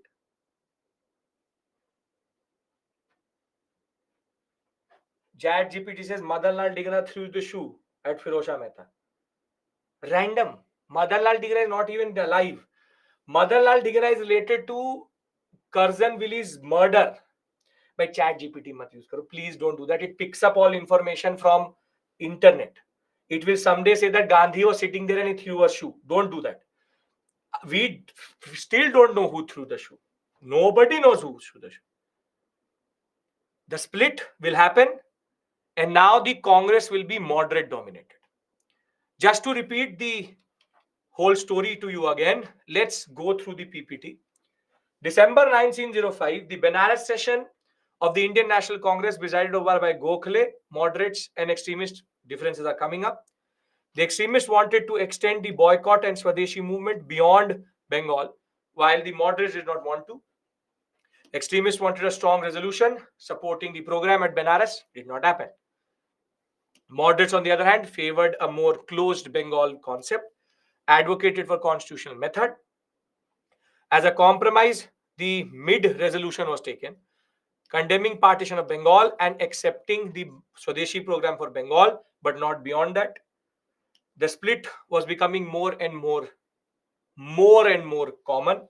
1906, when they meet, the word Swaraj used by Dadabhai Naoroji will stop the extremists from walking out. The extremists were encouraged by the Calcutta session. that at least boycott program was used for Bengal itself, and now for the first time moderates has used the word Swaraj itself. The extremists wanted the 1907 session to be held in Nagpur, central provinces, with Tilak or Lal Lajpat as the president, along with the reiteration of the Swadeshi program and national education resolution. The moderates wanted session at Surat in order to exclude Tilak from the presidency, since the leader for the host province could not be a session president in that regard, Surat being the home province of Tilak's Bombay. Instead, Raj Bihari Ghosh will be president, and now everybody will become very charged, and the moderate program will drop Swadeshi, boycott, and national education. Both sides adopted rigid positions, leaving no room for compromise. The split became inevitable. The Congress was now dominated by moderates who did not want to reiterate the larger concept of self-rule against the British. Both sides came to the session of confrontations. 1,600 members now started to shout and start to hurl chairs on each other. Is expected. And in that all, some unknown person hurled a shoe at the dais which hit Firosha Mehta and Surendranath Banerjee. The police cleared the hall and the Congress session was over. And this is the Surat split for you. Now going back to our original slide. Everything written on this slide now makes sense to you. Swaraj used by whom first time? It is actually Swami Vivekanand and Dayanand Saraswati. No documented first time. Why moderates can deny Swadeshi movement in Bengal, but then they don't vote? Because that is their conservatism. Are we clear about this? So the session was over before it began. Yes, yes, yes. So if there is a question that Swaraj should be mentioned first, nobody is asking you that question. But yes, it will be first used by Swami Vivekanand and Dayanand Saraswati for the first time. Specifically Dayanand Saraswati. Now, is this basic story clear? If it is, I will tell you about Muslim League and we can break for today.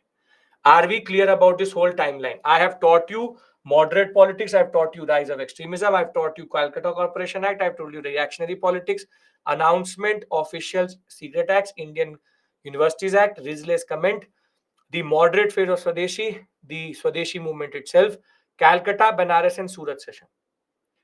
What happened to the Congress after this? Congress will become moderate dominated. Extremists will go out.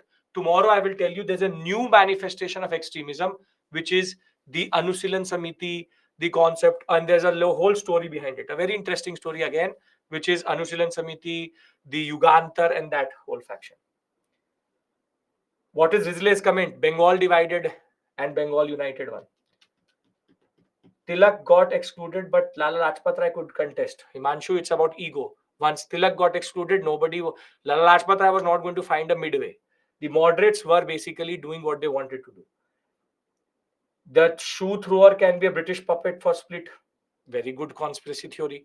Z5 should make a theory about this, or you want to call him a British puppet? Sure.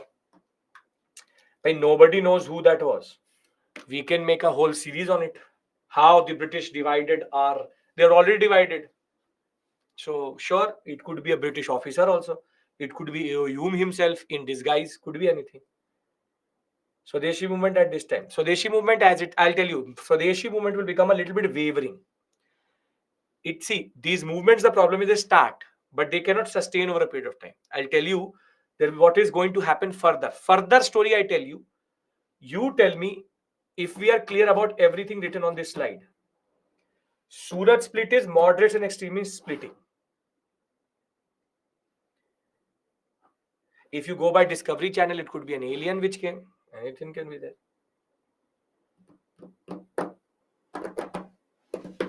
So you can imagine standing in 1600. Try to imagine it. 1600 people shouting against each other, and one person standing in the corner takes a shoe and throws it towards Surendranath Banerjee. What scenes would have been? Tops up what would have happened. It does not mean Lok Sabha debate happens today. Well, we are Indians at the end of the day. Modern history is losing its significance in prelims. Ashish, value loaded question. Want to tell me it or want to ask me? What do you want to do? 3 to 5 questions will still come. What happened after Surat split? A show has to stop somewhere. Stoll will be taken tomorrow. We'll talk about Surat split tomorrow. We'll talk about what. I mean, the story has only started. This is the national movement. This is why UPSC asks questions from this area. We have truly entered the national movement now. So don't worry. How to write and answer this whole chapter. The three type of questions can be there. What is Swadeshi movement? What are its characteristics? Discuss the reasons for the Surat split, which is basically moderate politics and rise of extremism. I'm not going to teach you. Listen to me so that I can consolidate. As it is 3 slides. Muslim League. Not very big, but koi baat nahi. You understand this point. 3 type of questions can be coming from this area. Who are the moderates? Who are the extremists first? Difference between moderate extremist, I've already given you a table. Third, whatever the characteristics of the Swadeshi movement? Why did the Swadeshi movement start? Which is causes of the Swadeshi movement? What is the logic behind the Swadeshi movement or logic behind the partition of Bengal? And what is Surat split? I think you are capable of answering all these questions. Moderate extremist division, you can say. You can talk about how Swadeshi movement reasons, logic you can discuss. And you can also discuss, for example, why did the Surat split happen? And Surat split answer and moderate extremist question is the same thing only. Get my point? Yes, Soumya, I will be teaching you ancient medieval also. So either it's disappointing or it's, I don't know if you're happy about that or not. Okay. Can we write about by answer in, you will always write in sub points point wise. Perfect, Soumya. Nothing better.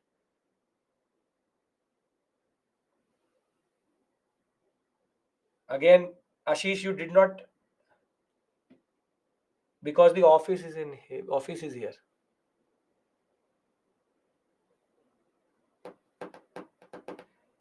Roshan, first stop typing in all caps. Bad habit.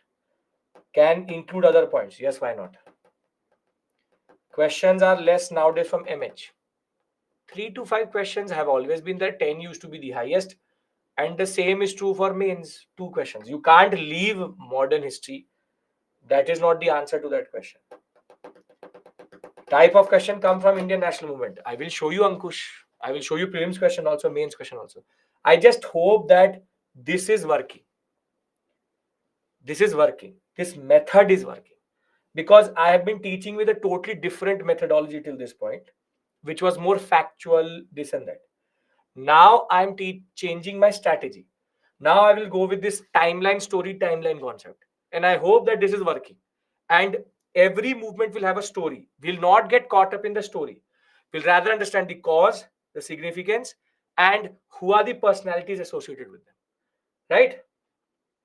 What is the Curzon action after Surat split? Basically, British will realize that they have to change the strategy. You will see tomorrow I'll discuss with you separate electorates 1919, 1909.